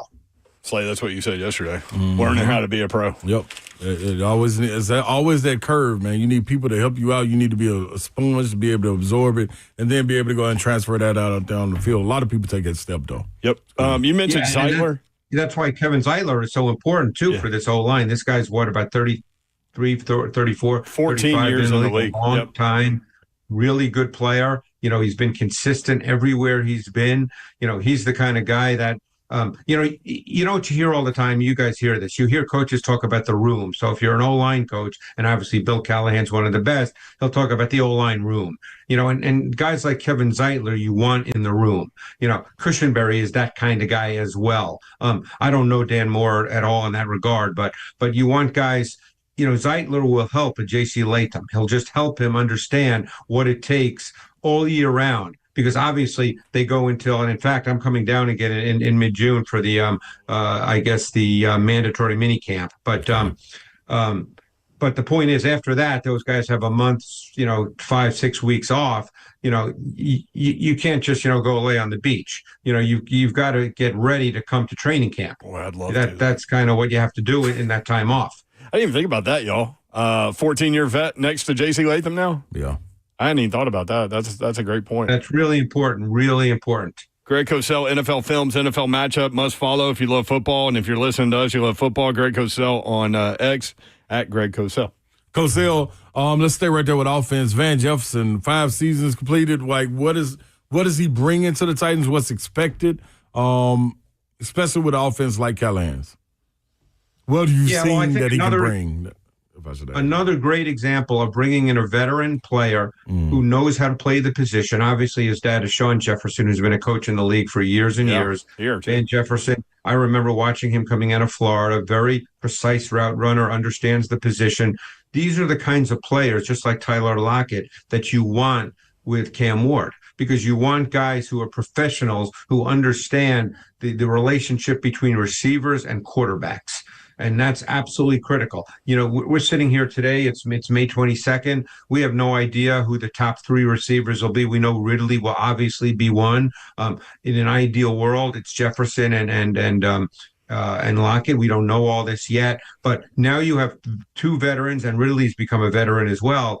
Guys that can really help your young quarterback sort of understand, hey, here's the way we run these routes. Here's when you need to, let go of the football. And again, now you have a wide receiver room that's really good as well. Veteran receivers who understand what it takes, understand how to study, understand what to look for in defenses. All this stuff matters. The game's played on Sunday, obviously, and that's what people see. And we know the goal is to win on Sunday. We get that. That's obvious. That's built into any sport. You got to win. But in a sport like football, where there's only 17 games, it's during the week that's just as, if not more important in terms of what you do on Sunday. And that's why getting all these veterans is so critical. So you talk about the veteran in Tyler Lockett. What is this? Year 10, year 11 for him? Regardless, people are going to say, oh, he's lost a step. He's at the end of his career. He's all of these things. But what does Tyler Lockett, besides that veteran presence to help Cam Ward get into the league, what else does he bring in his game that's still there? You know what, Dawn? I bet the Titans know this about his age and his years in the league. They probably know that he's closer to the end of his career than the beginning of his career. Yeah. They weren't surprised by that. I think Lockett is a guy that just understands really well how to find voids in zone coverage. He may have lost a step in terms of vertical routes. I remember seeing him, 5-6 years ago when Russell Wilson was the quarterback in Seattle, running a lot of deep posts and deep sail routes, and he was really good at that. I don't know if he can still do that. That's hard to know right now. The run after catch part of his game is not what it was, but he definitely, it can really help a quarterback in terms of understanding zone coverage, settling in voids, because those kinds of throws have to be made with precise timing. Once you get to the NFL and you make window throws, you can't be late on those throws because if you're late, the defense reacts to those and it doesn't work. So Lockett's really, really good at that. In that regard, he'll be able to help Ward as well, understanding, hey, when we get this particular zone coverage, this is where there's going to be a void. So that's another reason you get a guy like Lockett. You're not counting on him to catch 80 balls for 1,500 yards. That's not why you sign him. How was Cam Ward in his college tape at making those throws? He made a bunch of those. I can actually see a couple in my mind right now because I feel like I've watched Cam Ward. I watched a lot of Cam Ward. Cam Ward was actually very, very good from the pocket. A lot of his good plays, people remember that he got out of the pocket and made great throws. But Cam Ward was a very comfortable pocket player, very poised, very comfortable, and he was willing to drive the football into tight windows. And that's something I actually look for when I watch college quarterbacks, because you're going to have to do that in the NFL, and not every college quarterback can do it or is asked to do it because those are hard throws. Yeah. By the way, it's year 11. For Lockett. Going into year 11. Year 11, yep. And to y'all's point, the production level wasn't the same last year. So, right. It makes you curious of what's going to happen with regard to that part of it. But there's also a lot of other factors, as Cosell always tells us, that play into lack of production. There's always, the one thing, and again, I'm just fortunate with what I do, but rarely do I let a stat on a sheet of paper dictate how I feel about a player. Right. Yeah. And that's why we love having you on. Do you even look at stats? Yeah. Oh, yeah. Okay. But I don't usually look at them until after I watch players. These are college players we're talking about, Yeah. I mean, and because I'll give you, a great example with college players is, I just happen to be watching Clemson's defense. Have you ever done a Clemson game, Dawn? I did, but it's been 3 years. Okay. So they got 2 defensive linemen who are going to be high picks in the draft, barring anything unforeseen, in Peter Woods and T.J. Parker. So Peter Woods is a D tackle. He does play some DN, but he's predominantly a D tackle. Well, he doesn't have a lot of stats in terms of tackles. So, but D tackles rarely ever do. So you have to watch them play, so the stats, certain position stats don't mean a lot. Even quarterback sacks are a stat that can be way overrated, because you want to see a pass rusher. You want to see, does he win? Does he impact the quarterback? That's what you're really trying to do. When you're rushing the quarterback on 400 snaps, is there really a meaningful difference between 9 sacks and 11 sacks? Is that how we're going to judge players when you have 400 pass rushes? Right. We were talking about Harold Landry the other day, and in terms of those sack numbers, like my thing about Harold Landry, nothing against the player, but those were the quietest 9 sacks I've seen. You know what I mean? Yeah. And so he was not a big factor as a pass rusher last year. No, and certainly not from a consistent level. So that leads me to Draymond Jones coming in from Seattle. I think he's going to be asked to get up the field a little bit more than he was in Seattle. What did the Seattle tape show you about him? Draymond Jones. I loved him since I watched him at Ohio State. He was basically a 3 technique at Ohio State. He's a really good pass rusher. Since he's been in the league, he's moved around a lot and he's played outside. My guess is they probably see him playing on the outside in their 5-2 front. Yep. And he can do that. He's a very good pass rusher. Obviously we'll see how Fimo Adejo, how he comes along. It might take him a little time since he's only played on the outside really for 1 year. But ideally he'll get meaningful snaps, and down the road he'll be a starter on the outside. But Draymond Jones, he's always been a very good pass rusher, and I'm sure that was what they had in mind when they signed him. And he's on a 1-year deal. I'm sure he sees this season, because he's not an old player. He sees this season as an opportunity to get a multi-year deal, down the road. Agreed. He's a big guy too, like 6'3", 285, something like that. So yeah, but he moves really well. All right, let's go. Let's go free safety. Xavier Woods next to Amani Hooker. What does Xavier Woods give them? Let's look at the theme here, guys. We talked about Kevin Zeitler on the O-line. Okay, you can even put Dan Moore in that category because he's been in the league 5 or 6 years now. Xavier Woods, he's been in the league a number of years with a number of teams, another professional player, a guy that you can line up and play. You know what you're going to get. You can trust him at safety.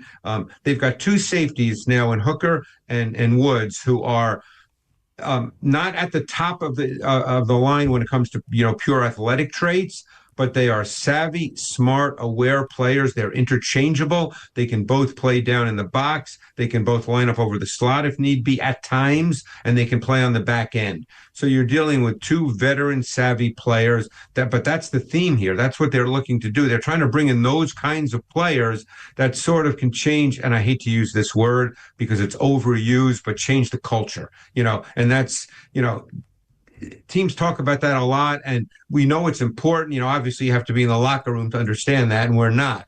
So, but I think, that's what they're trying to do as well, as to get better players. I mean, they said they were going to do that, and that's what they've done. Mm-hmm. They said they were going to try to get better in the trenches. They said they were going to try to get some veteran presence on the team, and they've done that. Yeah, that's really important. I mean, you got to remember, you're with the same guys every single day. I mean, it's, this is what you do. I know. Mean, God love Babs. She's with me and Slay every day. Well, I don't know how she does that, but that's pretty tough. Truth. So you're with guys, Slay knows this from playing ball. You're with guys every single day. The last thing you want is tension. You feel like, I'm going into my locker room and I don't know what the hell I'm going to get today. You don't want that. Yeah. No, I promise you kidding. don't. Babs, you know what you're going to get from us every day? Yes, I do. It's not a surprise with these two.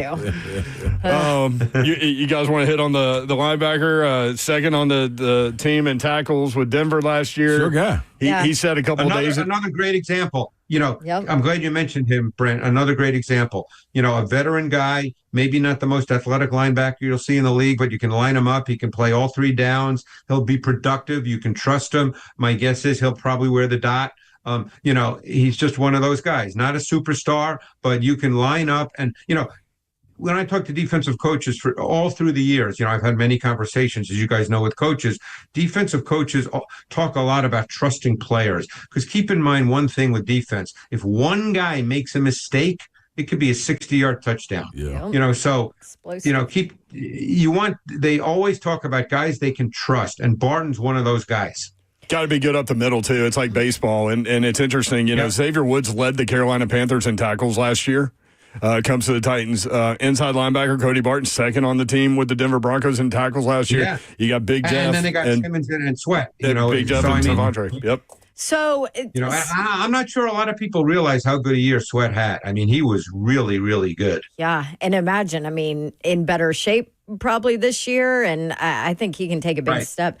But so I remember when they signed Barton, somebody called and said, it's like a better version of Dr. Gibby of Gibbons in the linebacking core for the Titans right now. I mean, they're completely different games, right?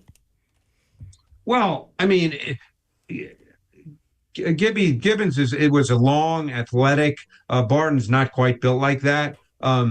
Maybe in the sense that, Barton is not, like I said, he's not the best athlete at the position, right. But you don't necessarily have to be.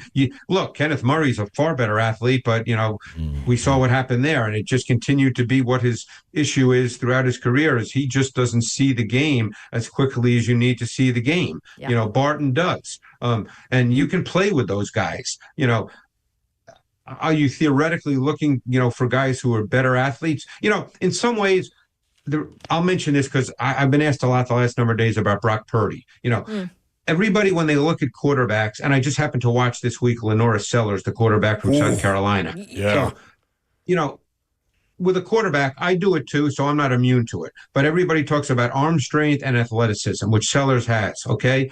But he doesn't have quarterback traits yet. And quarterback traits are, can he understand defenses pre-snap? Is there a sense of timing and anticipation? Can he read a defense as he's dropping back? These are quarterback traits. It's true at every position. We all look at the athleticism, and everybody wants big and fast as opposed to small and slow, obviously. But sometimes guys who are not great athletes just know how to play the game. Yeah, angles and everything. And is that Brock Purdy? And that is Brock Purdy, by the way. Yeah. Well, when you're talking about inside linebacker these days, and especially in this system, shed your blocks, fill the hole, make the tackle. It's kind of a utilitarian thing. And I think he's going to work out well, Barton. But you mentioned T'Vondre Sweat. Can you hit us why you think that he had such a great season? What stood out to you on tape with him? Well, first of all, he's a ridiculous athlete for his size. I mean, we talked about it last year when he was a rookie that he went to Texas and he was 6'3", 249. I mean, he gained a lot of weight, obviously, but, he came to college as not a big fat guy. And even though he probably needs to get in a little better shape and, maybe reshape his body a little bit, but he's a terrific athlete. So he's got a great desirable combination of size, athleticism, and point of attack strength. So he basically has every trait you want for a defensive tackle. And you put him next to Simmons, who's just a man, and you got two really good D tackles. We were talking to Albert Hainsworth not too long ago, and he said that he saw a couple of things and that he hopes to get a chance to talk with T'Vondre Sweat and Big Jeff. Not that they need his help, he said, but he said the reason why he brought this up, we were talking about his contract year and the year before when he was with the Titans, and maybe one of the most destructive defensive tackle seasons ever. That year before he went to Washington. But he said he decided and he learned and he worked on first two steps up the field. Explosion, first two steps up the field. Yeah. And he thinks that Big Jeff can get better with that, and he thinks T'Vondre Sweat can really get better with that. Yeah, I think that's probably fair. I mean, he said no matter if it's a pass or a run, it doesn't matter. He said, I just decided my first two steps are going to be explosive, and then we'll see what happens. Right, and that's exactly. I mean, for D linemen, I mean, it's true for both sides of the ball with linemen about the first step or two. That's absolutely critical. Yeah. So that's true. Of course, it depends on the scheme, but you want to come off the ball low and hard as a D tackle for sure. Low man usually wins, but you want to come off the ball with quickness and burst. The crazy videos of T'Vondre Sweat, though, when he gets in the backfield and the running back extends the play to the sideline, even if it wasn't supposed to go there, and T'Vondre running down a running back is, just incredible. Yeah. Guy's a great athlete. I mean, it's weird because he's so big, but he's a great athlete. Phenomenal. There he is. He's Greg Cosell, at Greg Cosell. You can catch him on NFL Films, and when the season begins, NFL Matchup weekly on the ESPN properties. At Greg Cosell on Twitter, must follow. Thank you, Greg. Thanks, Cosell. All right, guys. Appreciate it. Thanks. Loved it, as always. Already watching college film, too.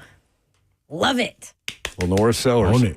All right, when we come back, I want to get Babs' take on this new college football playoff news. Let's do that next. 3HL 104.5 The Zone.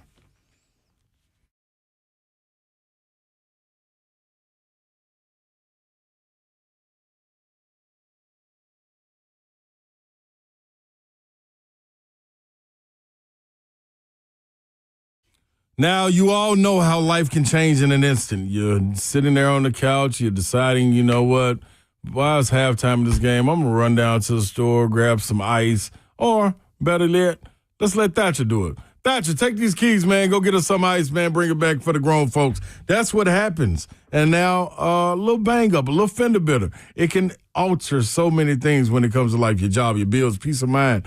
Now, everybody comes back okay, except the car. What are you going to do?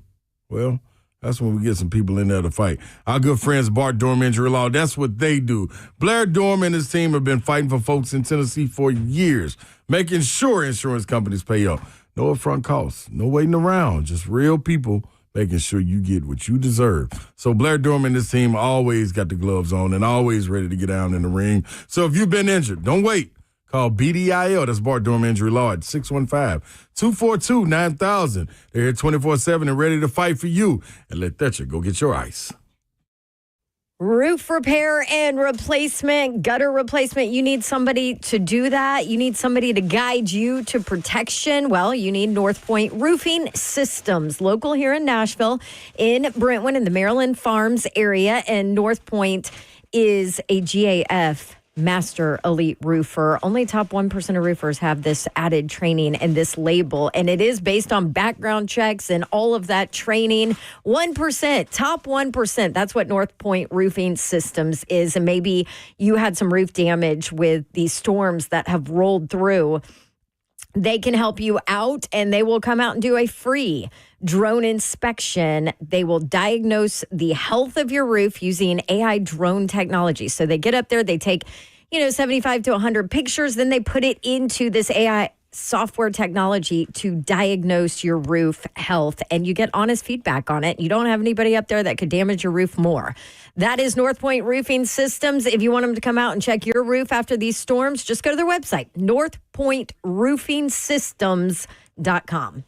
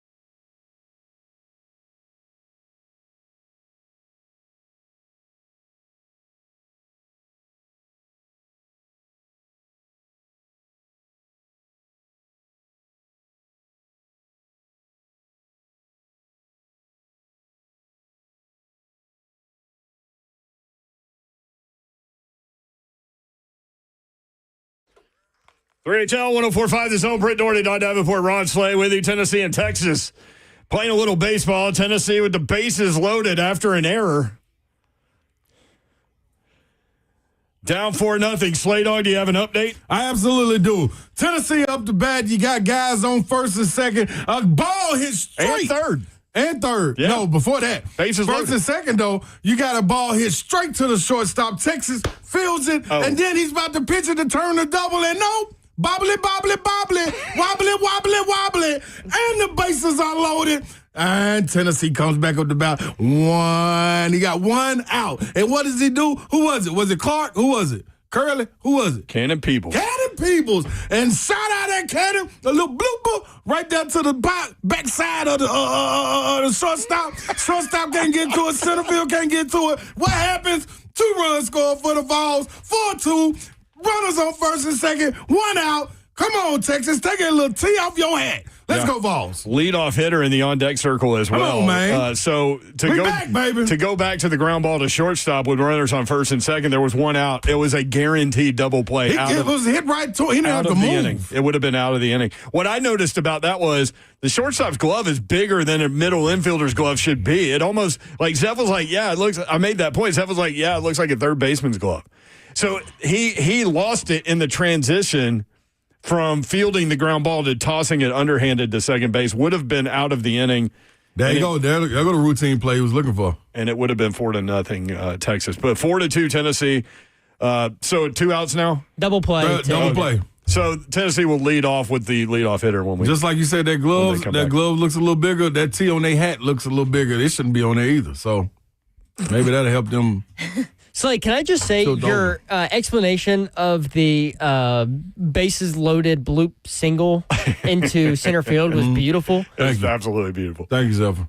Like the way you described that little area behind shortstop and second base bag. Yeah, right there. Yeah, where the center, right there, no man's land. Yeah. We call that the Bermuda Triangle between the shortstop, second baseman, and the center fielder. Hey, better things have been lost in between the couches than now. The little backside of the shortstop. I'm just telling you what I know. How about, did you guys talk about Buck just absolutely destroying Zuff on air? I missed it. They were talking Tennessee baseball, and poor Zuff was like catching strays from Buck today. I almost called in. What was that about? I don't know. What are you doing, Buckaroo? What did Buck say? Listen. I can pull it. We can play it. You can pull it. Yeah, now, let's all be honest. Like, Zuff is sometimes he's a very emotional Vols fan. Absolutely. Right? Very. Absolutely. I am going to own That's it. the word. Sometimes he has some issues controlling those emotions. I think that's what Buck was talking about. Issues, No, that is not what Buck was talking about. Buck came at a drive. Lucas said that I'm the most negative Vols fan that he may know because I flip. Like you said, I'm emotional. I'll flip. I'll crash the out first very step easily. is admitting it. Well, let's explain. To the point where we won't allow you to text us during Tennessee games. Very true. Because that man will give up in the first quarter. Yeah, I go to mute with him. Oh, yeah. When Texas went up 4-0, I texted my buddy, game over. We're done. See? Slade was like, Slade's response before you started muting him was, long game. But it's always Zelf's fault though. Like I told him yesterday. I said, dog. He was like, "Limb doors coming up. We're gonna be okay." I said, "Dog, don't even do that." Just like we tried that against. I thought it was Texas the first time. Who was it against? Arkansas. And he was like, "Man, they for sure going." I'm like, "Dog, don't even do that." And he jumped out there anyway. Said it again. That wasn't good enough. That's why he goes negative, because it's almost like he has prophesized this, and then they go against him, so he gets pissed. How about just not do anything? Let's enjoy the game. How about that? Let's go to Barber in Nashville real quick. Barber, what's up? Man, what's up, people? What's up, man? Slade, that wobbly. That's what I'm talking about, baby. You see? I just wanted to say, man, look, I just want to say, Slade, and man, I'm telling y'all, the defense, I cut them up yesterday because you know what I do. Mm-hmm. So I touched mine up yesterday. When I tell you these boys is hungry. These boys is hungry. It's so much tension in that locker room, just ready to get out there and do it. I'm talking about they against each other. Sweat, that big boy there. Yeah. Oh my goodness! When I tell you, man, they ready. They out there ready to really sharp. All them boys is ready. Love it. Even Will, ready. He ready. I know we talk about him, but goddamn, Will ready. I don't know if y'all saw Will lately, man. He got the long hair going. Mm-hmm. Will, man, I'm telling you, man, we ready. We ready. They need to get their popcorn ready. Yeah. The Titans defense is coming. They coming hard, baby. I'm telling you, them boys is hungry. That's they what I'm talking hungry. So y'all need to get your tickets ready. If you ain't got your tickets for this, you need to get. I'm telling you, man. I see it for myself every week. The boys is hungry, man. I just had to share that with y'all. I done got hyped. Just listen to Coach Dale talk I love about them. I'm with them, baby. Did you get it, baby? Baby. Did you cut Draymond Jones? Did you say that? Yeah, I cut him up yesterday, man. I'm talking about, man, he ready, man. Boy, hungry, man. He hungry, man. He hungry. They coming. They ready. That's all they watching film. When I'm cutting up, all they doing is looking on their phone, looking at film of other players, other defenses, what they doing. They ain't wasting no time, baby. And they got a break. They ain't wasting no time at all. They ready. See? They ready. Tighten up. I'm telling y'all now. They coming. Their defense hard. I don't know about no passes and all that other stuff. But the defense is coming. They coming. They ready. They hungry. It's on and popping. I can't wait. Big baby. Savage just wrote, I'm with Barber and I believe him, but it is May 22nd. Yeah. Now we go. Let him cook. He right about about that. He said he right about that. I'm like Slay said, let them cook, Yeah. baby. They simmering. They simmering, baby. yes, It's like a popcorn. You know how popcorn started little seeds, Yeah. and then you let it sit a minute, get the pop, and then you take it out. Man, it's ready. They ready to pop. They ready to go, baby. I'm telling you now. Let's go. Let's go get your popcorn ready. All right, Barber. All right, Barber. I mean, I trust him. If you want to know anything that's going on in town, I need him in the VIP Titans tailgate. Listen to a Barber. That's the image I'm looking for. Now that right there can take. Car ain't got no roof. I feel like that was it. He's there. I'm talking about. He's over the top. It's a beautiful day outside too. That helps. He should have the Barber tailgate and then cut people up during the tailgate. Almost there. Seriously, I ain't got no roof. The barber should have a tailgate, cut people up. Money goes to charity. Everybody looks good, feels good, goes to the game. There you go. At the stadium? Yeah. Cut people up right there in the tailgate. I like it. No, it's too many drinks flowing. Yeah. You might not like what you see it the next day in the mirror. We'll get to the college football playoff with Babs next. There you go.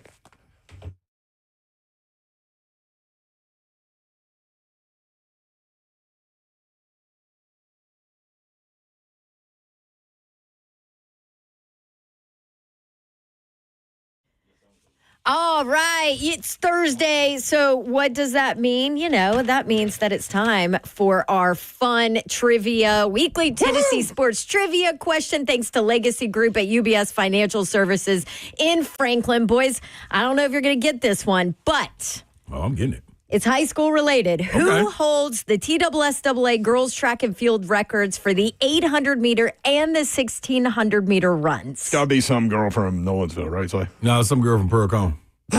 Slay, you are wrong. Mayor, you are right. What? Take that, Slay. Always dogging the Firebirds. Nolensville's Claire Stegall, who remarkably broke both records on the same day at the Great 8 Invitational in 2024. She's committed to Florida, by the way, to continue her career after she graduates this year. So that's why Slay didn't know it. She's a Florida girl now. All right. Yes, there you go. Brought to you by the wonderful team, the Legacy Group at UBS Financial Services in Franklin, Tennessee. You have $1 million or more to invest. You want to do it with a local team? Call financial advisors Brent Thompson, Robert Reynolds, David Reynolds, or Jim Candela, 615-721-4921. See if they can help you achieve your financial goals. For their client relationship summary disclosures, visit ubs.com/relationship summary. UBS Financial Services Incorporated, member FINRA/SIPC.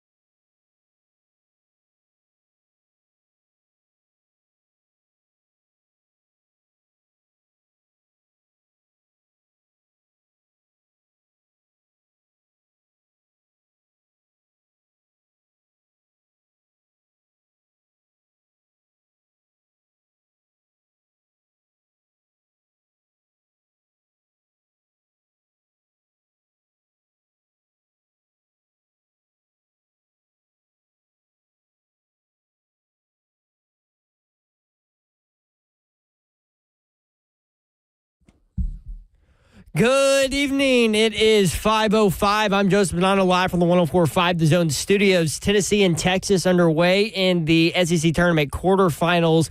Texas took a 4-0 lead, but Tennessee has cut it in half as the Vols now trail 4-2 in the top of the sixth. They are up to bat, looking to try and even things out. For information, repair, and waterproofing needs, you need to visit USSTN.com. Breaking news at once on your home for the Titans and Vols. This is 104.5 The Zone.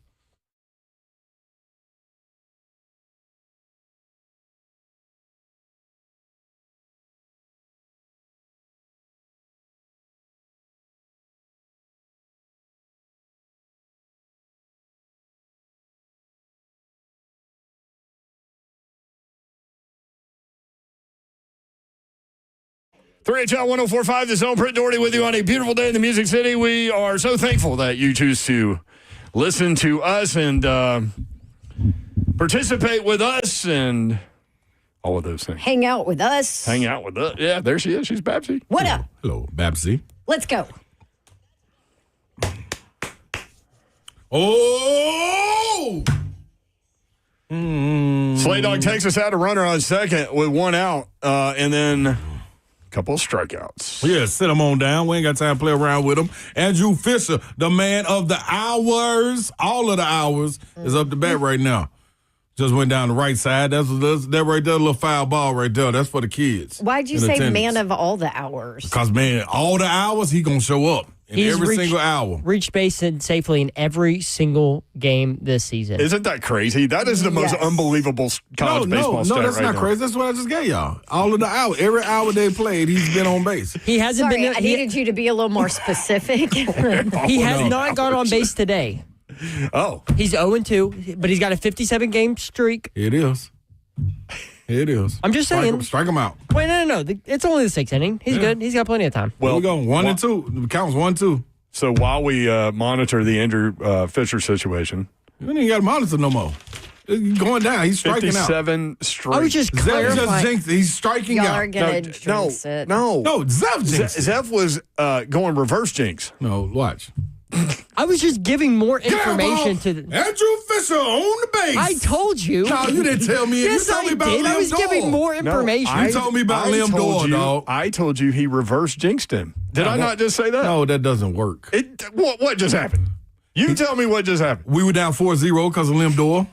And he told me, watch him today. We're going to be safe. Liam Doyle, the offense wasn't doing anything. He was trying to point out the fact. It's like when he was talking about the no-hitter earlier.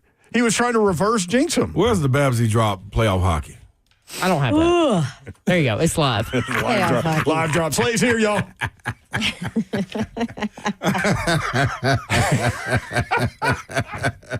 You did have a late night with pasta last night. That's for Good sure. job, Babsy. Slay, you sound like Buck right now. No, dude. Coming after me. I'm telling you, yes, because it's you. Just relax.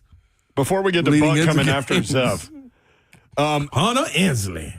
How did the Vanderbilt volleyball uniform reveal go last night at Maggiano? Awesome. Y'all, they are sweet. Are they? Yeah, very sweet. You just kind of went Q-dog on me there a little bit. What did you eat?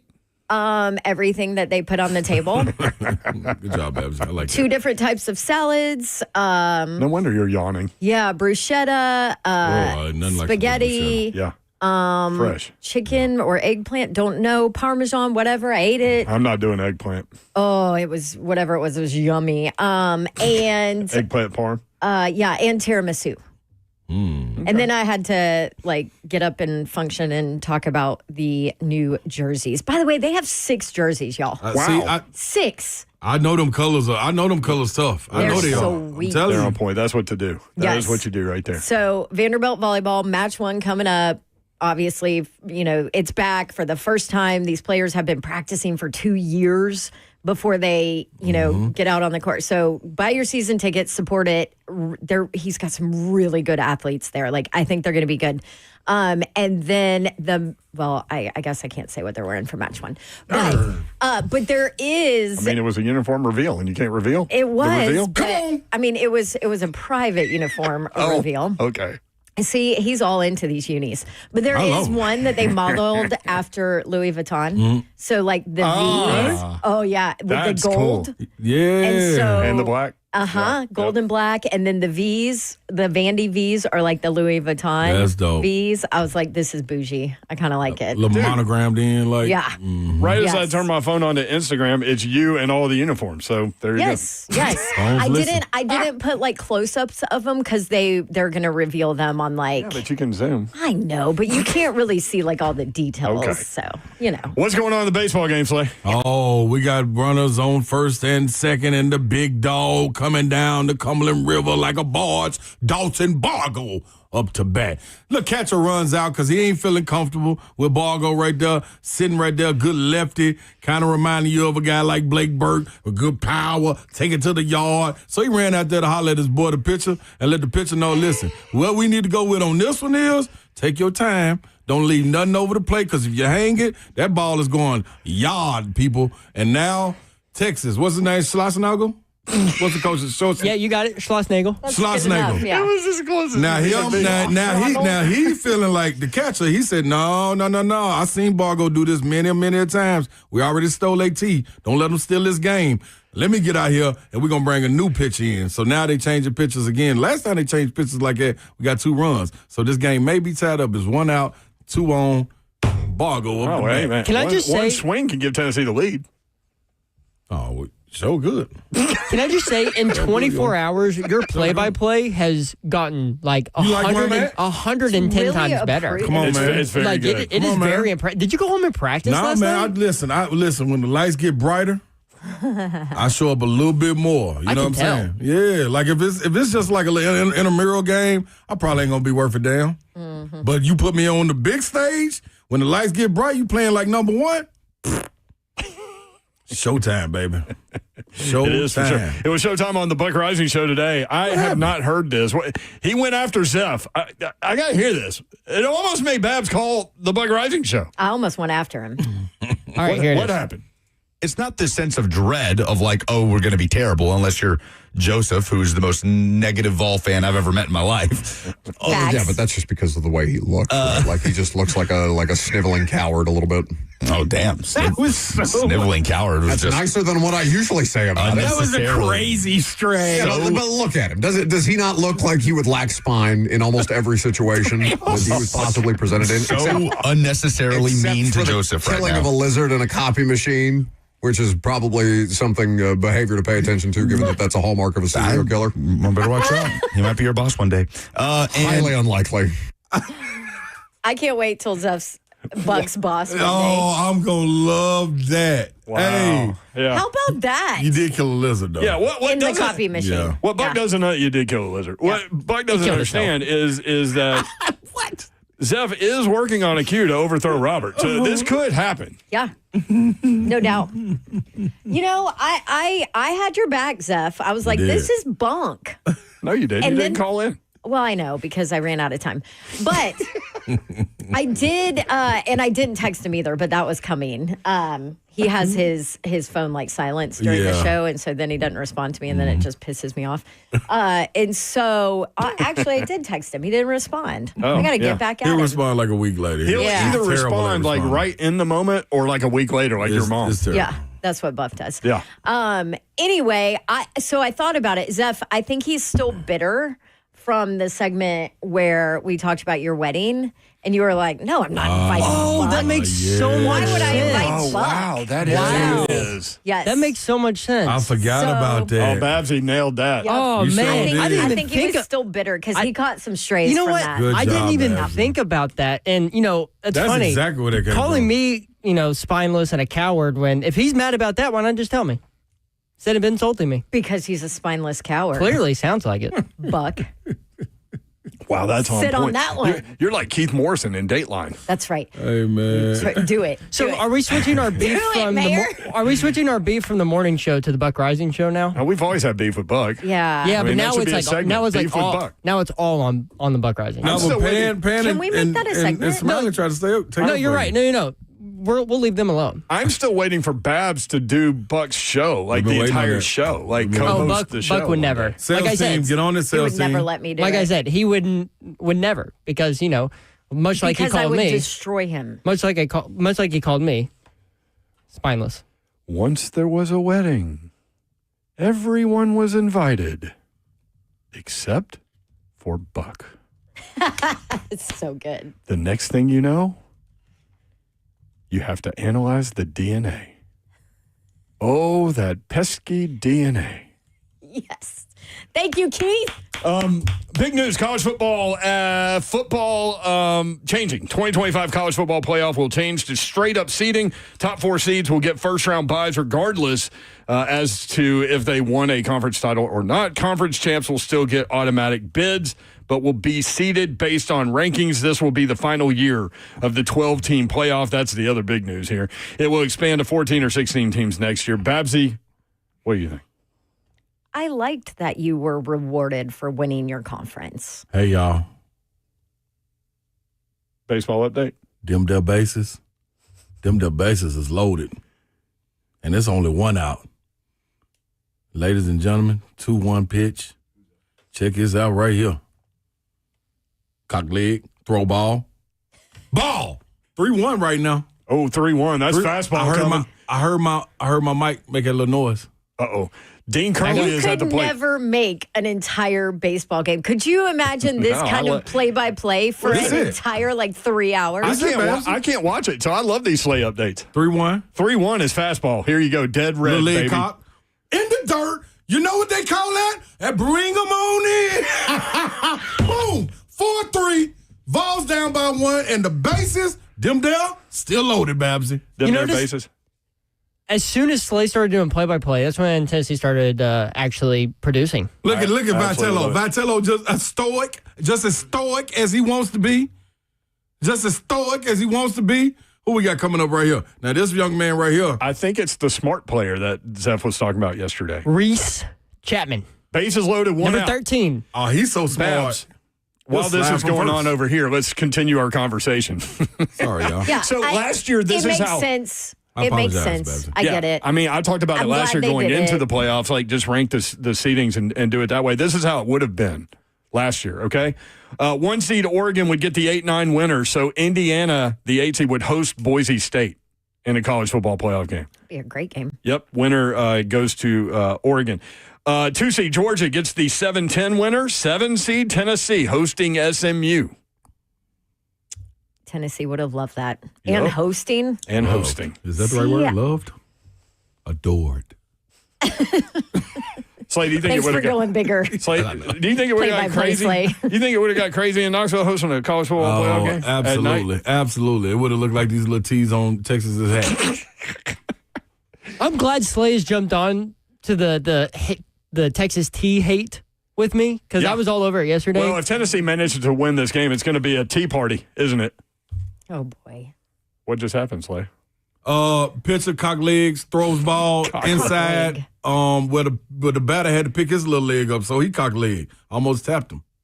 Should have worn it. You got to wear it for the team. He almost tapped him. If he's so smart like you said he is, he would have let it tap himself. Maybe he thinks he's going to do something bigger. Maybe that's why. You have to make an attempt to get out of the way, or they will not award you first. Babs, I apologize for jumping in your football. That's all right. That's all right. So the 3 seed Texas Babs would get the 6-11 winner. Ohio State would have hosted Cam Scattaboo and the Arizona State Devil. I'm a Sun Devil, Jerry. And 4 seed Penn State would get the 5-12 winner Clemson at Notre Dame. Man, this would have been great. It would have, but I do like that you are rewarded for winning your conference. No, I want to be rewarded for being higher ranked than the other guy. I mean, does it take away from the conference championship? I mean, do it this way. Do you not care about it then? Do it this way in Tennessee. Host a playoff game as opposed to going to Columbus. I mean, here's the wealthy and rich. Let's just let them get bigger. I don't know. Slay's like holding a seance over here. Yeah, this ain't no football game. The whole playoff is amazing anyway, and I love it. So 4-4, pop, sacrifice, fly. Oh, Tennessee ties it? Tie. That's ball, the most low-key tie game play-by-play call right? Because it's more to do. It's more to do. We got a game now. Yeah, like when you settle in, now when you get to settling in, now bats get to working. You know what I mean? Pitchers get to working. Who we got up to bat? Big thighs. Big thighs. Yeah. Oh my gosh, you're a This liability is Levi. in the This booth. looks like Levi Clark, the stud freshman. You can tell from his thighs. Liability. What inning are we in there, Zeph Talk? It is top of the 6th. Top of the 6th. 2 out, 2 on.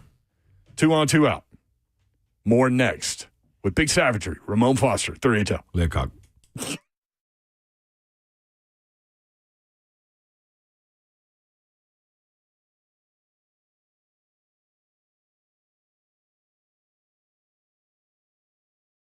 Boswell's Golf Cars. That's where you need to head over to 111 Transit Avenue. Go to the trusted family-owned golf car dealer since 1963. A third-generational, locally owned company.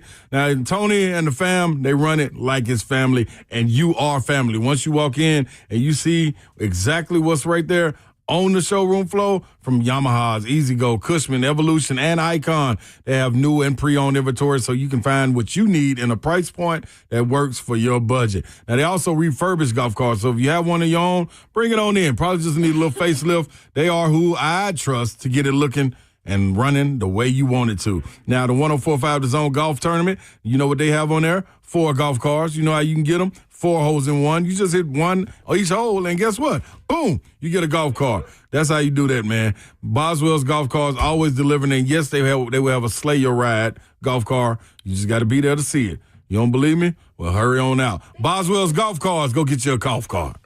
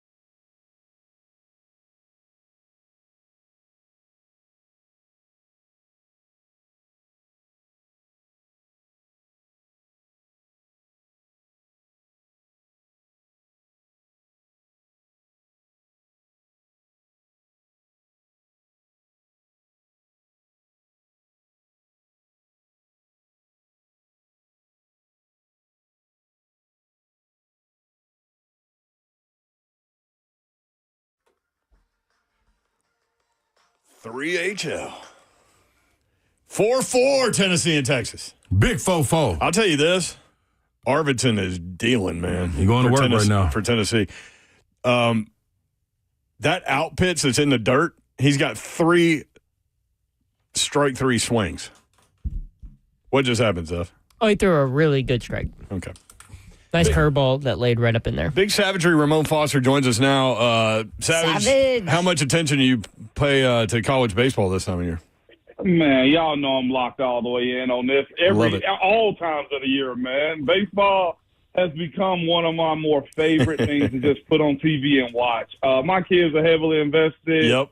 So I try to grow and understand with some of the stuff. I'll probably watch it. I ain't going to say more than them because I don't know what they're doing in their free time. But I'll just sit there and just watch it. Once you understand that it's more than just throwing and can't hit a hard ball, like the way y'all talking about Arvidsson right now, setting them up, like yep. And then he has this tricky friggin' like throwing motion where he's leaning away from where the ball is going. So you're watching his body and the ball is just diving deep. And then he's also by like the rotation of the ball and how much spin rate he got on his ball. Yeah. Like they're swinging where the ball is.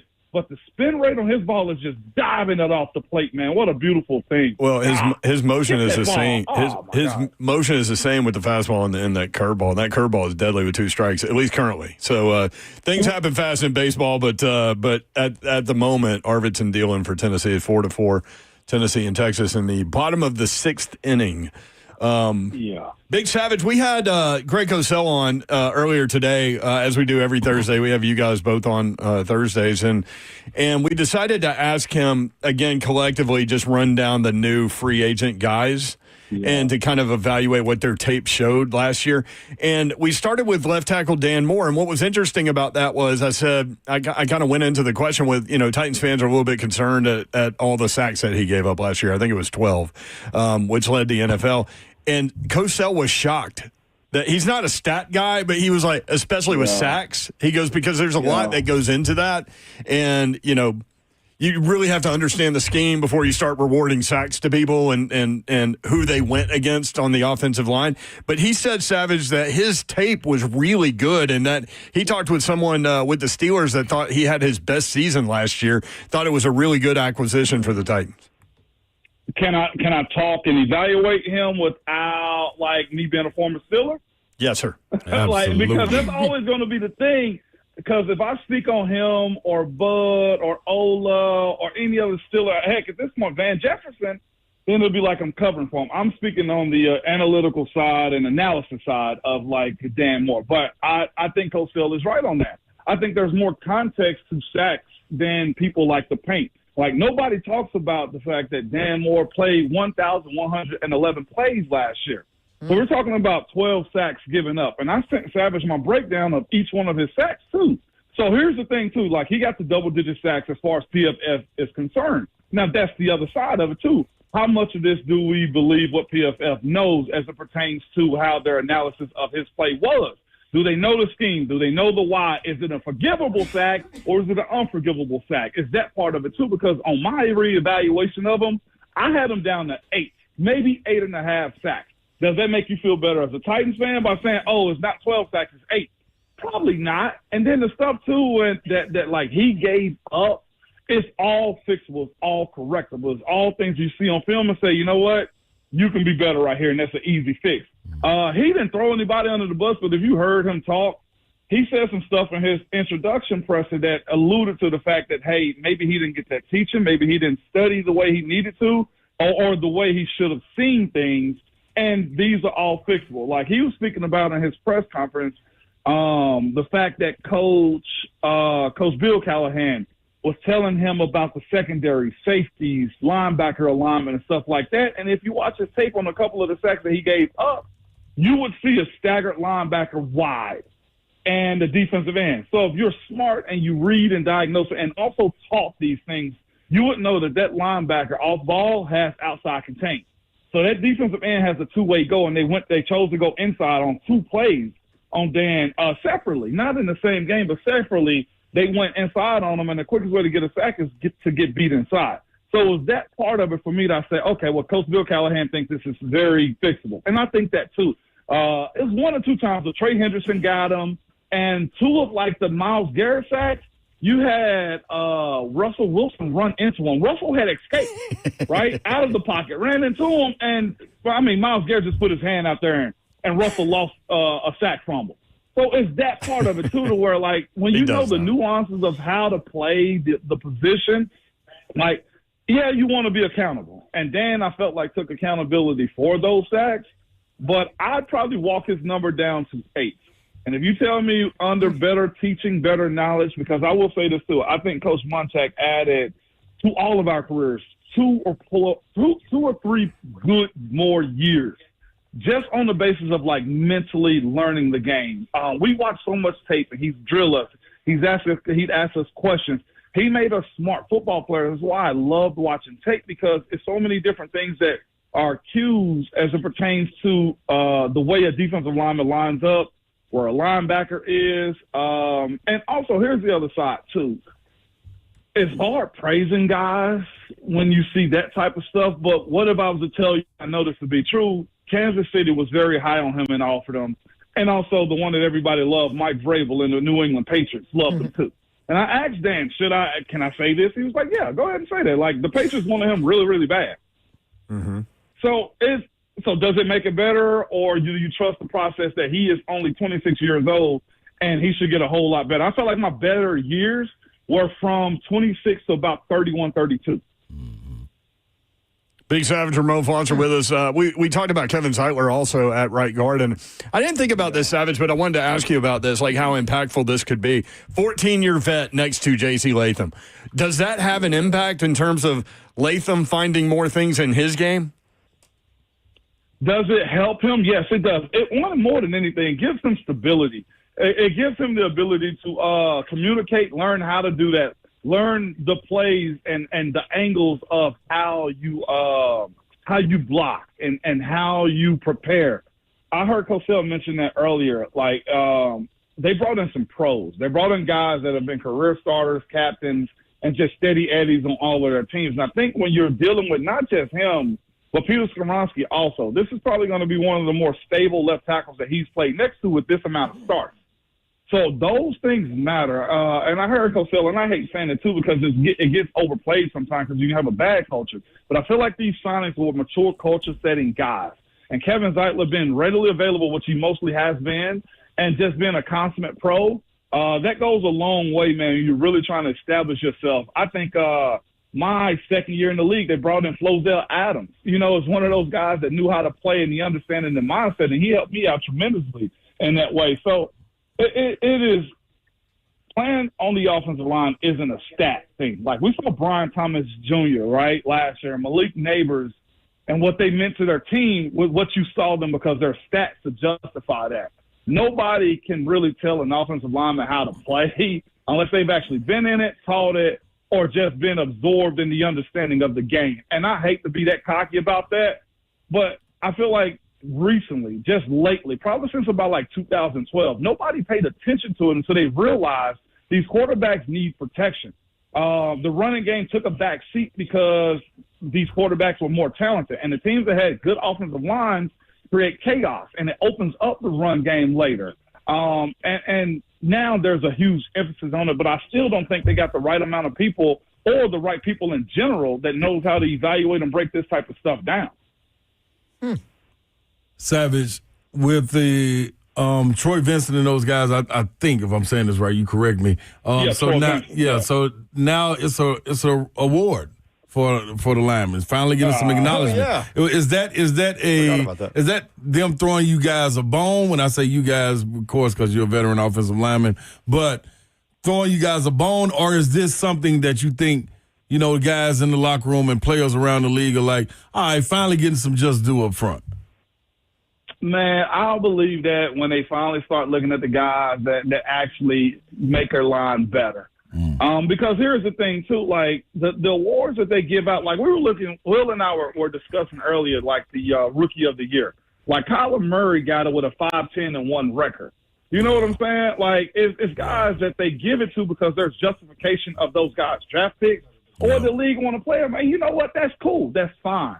But there's a lot of offensive linemen in this league that are just as good as the Lane Johnsons, that are just as good as the Trent Williams, that have justifiably been steady and consistent and true pros all their careers, and they get none of that recognition. Like, that's what we talked about, like, a couple weeks ago, like the most overrated, like, sporting events. It's the ESPYs to me. Mm-hmm. It's an NFL who's who, let me exalt you up on the list type of award show to me, you know? And I somewhat feel the exact same way about that. The moment they get a guy that is a 17-game starter, probably giving up 2 or less sacks, the same just do, as somebody that's been voted by the fans in the Pro Bowl, that's when I'll start to take that type of stuff serious. So I'll be watching it, and I'll also see who are going to be the types of guys that are evaluating those positions. Because, again, there's tons of really good offensive linemen out there that don't get that recognition. And if you don't have a PB or AP by your name, you don't matter. Yeah.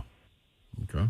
Big Savage, Ramon Foster. You can check him and Will out weekday morning 6 to 10. Thank you, buddy. Appreciate it. Hold on. Before you go, Savage, we asked, what was the question you asked about the moments, sporting events? Best sporting moment that you experienced live. So let me give you one. Not on television. You were actually there. And you cleaned it up for me.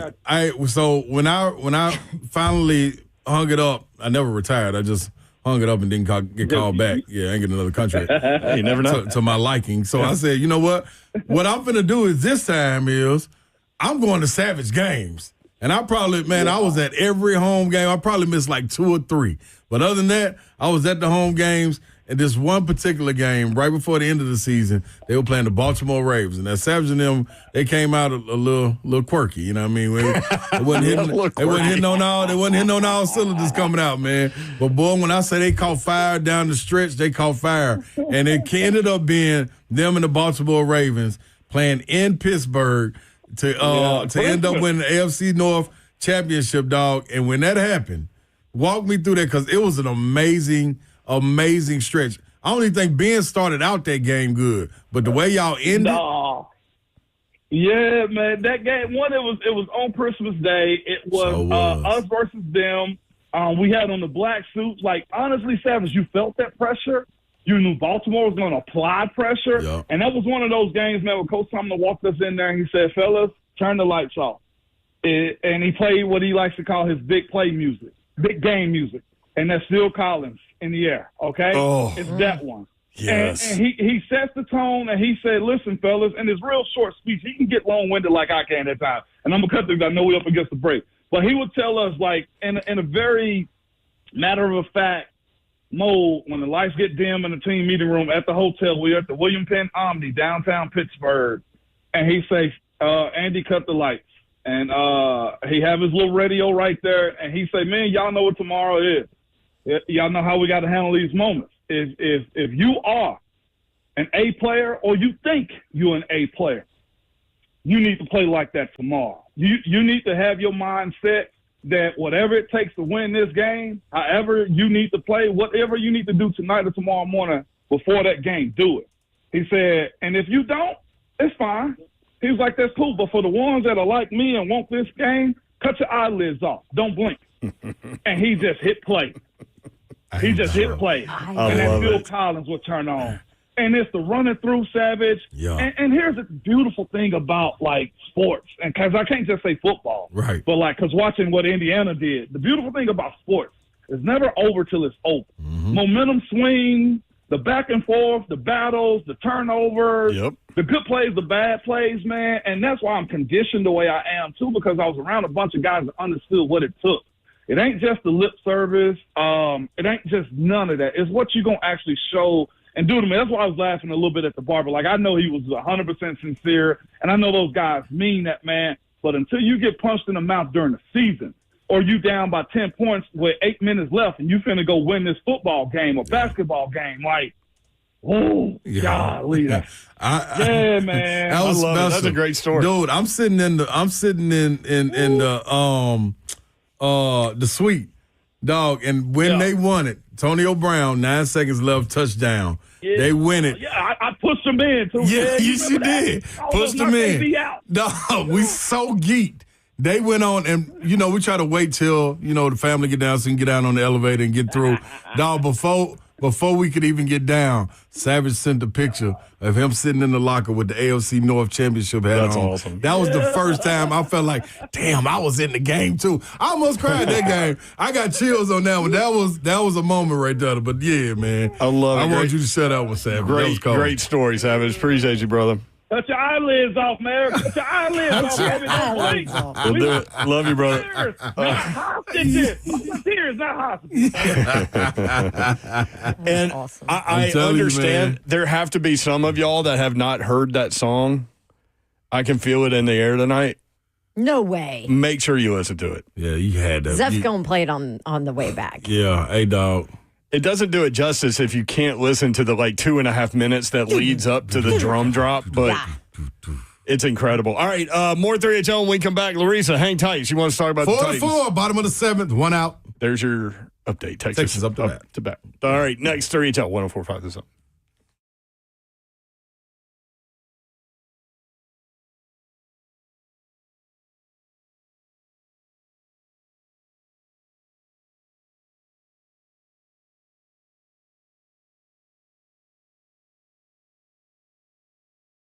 Man, we've had tons of rain. You might be having waterproofing issues, some foundation repair issues. I've got the company for you, United Structural Systems. They are a foundation repair and waterproofing company that has served the Middle Tennessee area since 1994.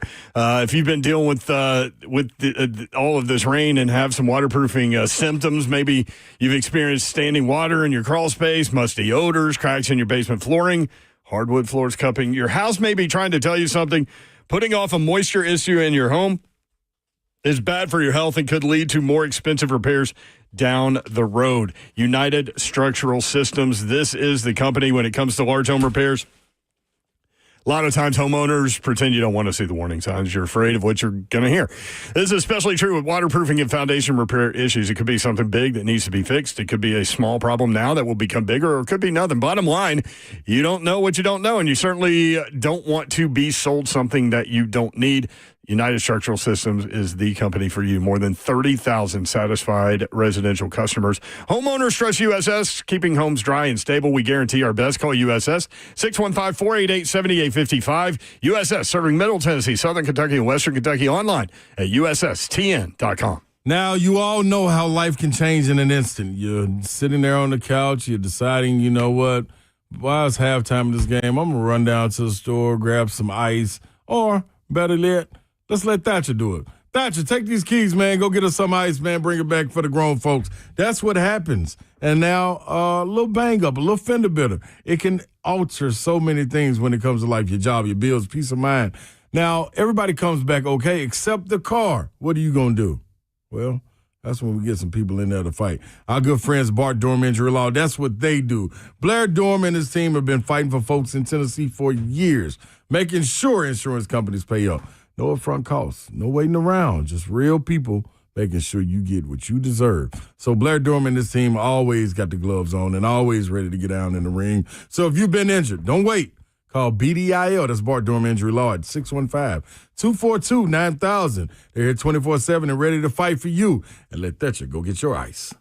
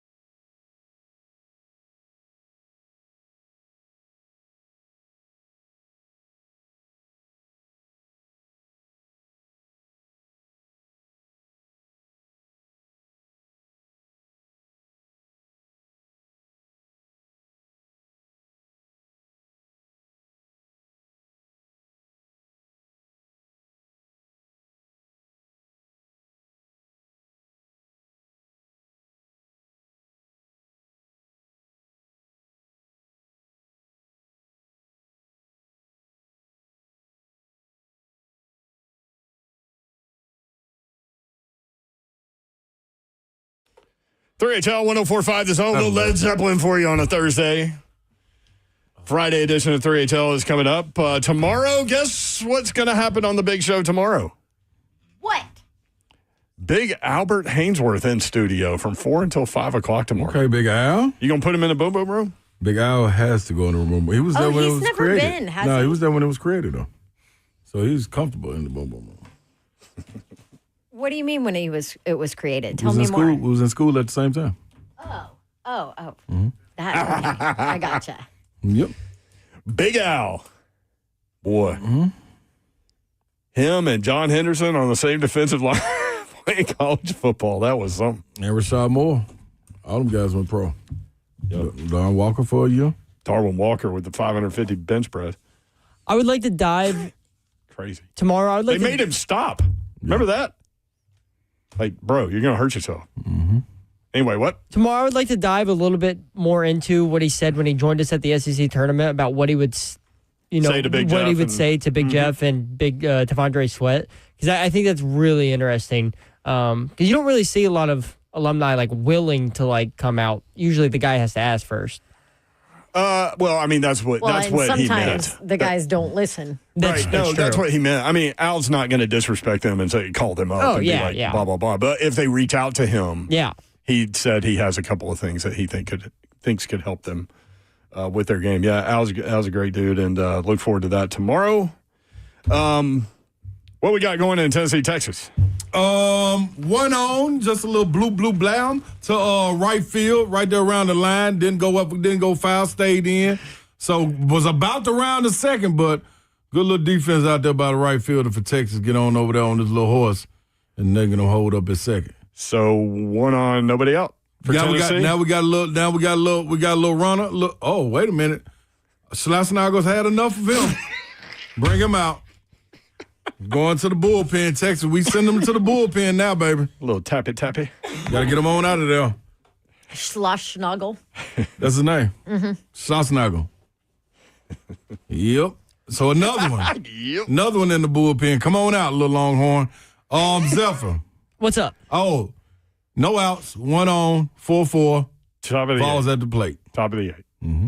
Top of the is 8. Parsley. What you got?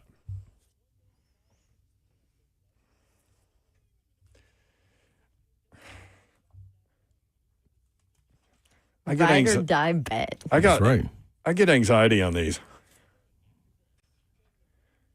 I can't write fast enough. This is the parlay. How many legs on this one? We need a little winner chicken dinner tonight. This will be one. This one right here is a 5-leg. A little baby 5 leg. Yep. Anthony Edwards over 24.5 points. So to score 25. Shea Gilgeous-Alexander, 25 points over. Over 25. Chet Holmgren, 8+ rebounds. You always made me nervous messing with him.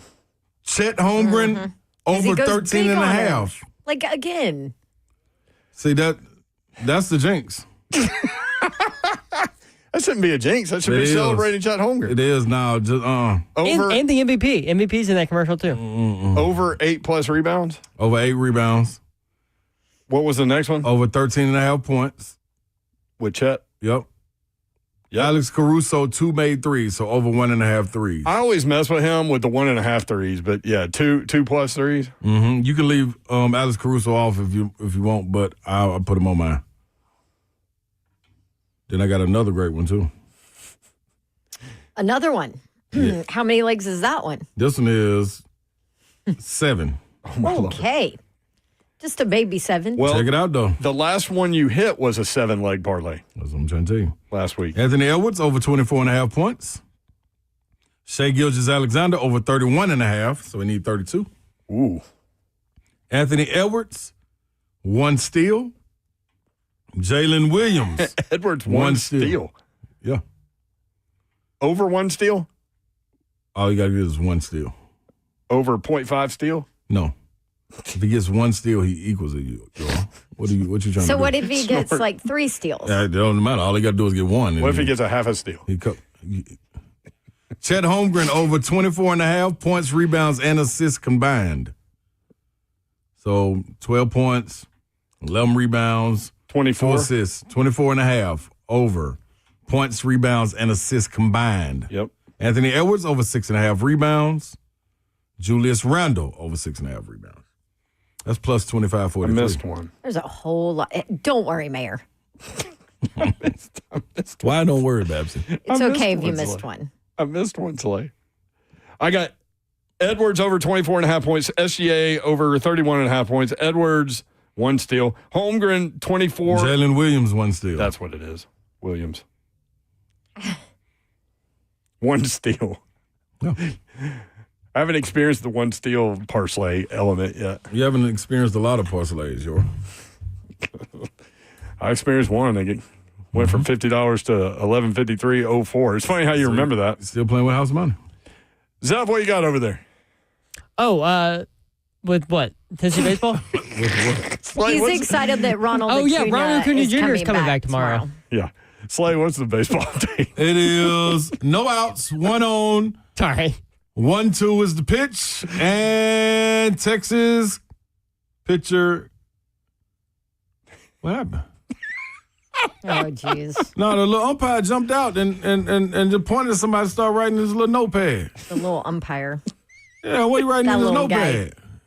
He pointed at Hunter Inslee, then started writing his little notepad. Do you think he's listening to 3HL in his little AirPod? No, they ain't got time. He's taking notes from your parlay?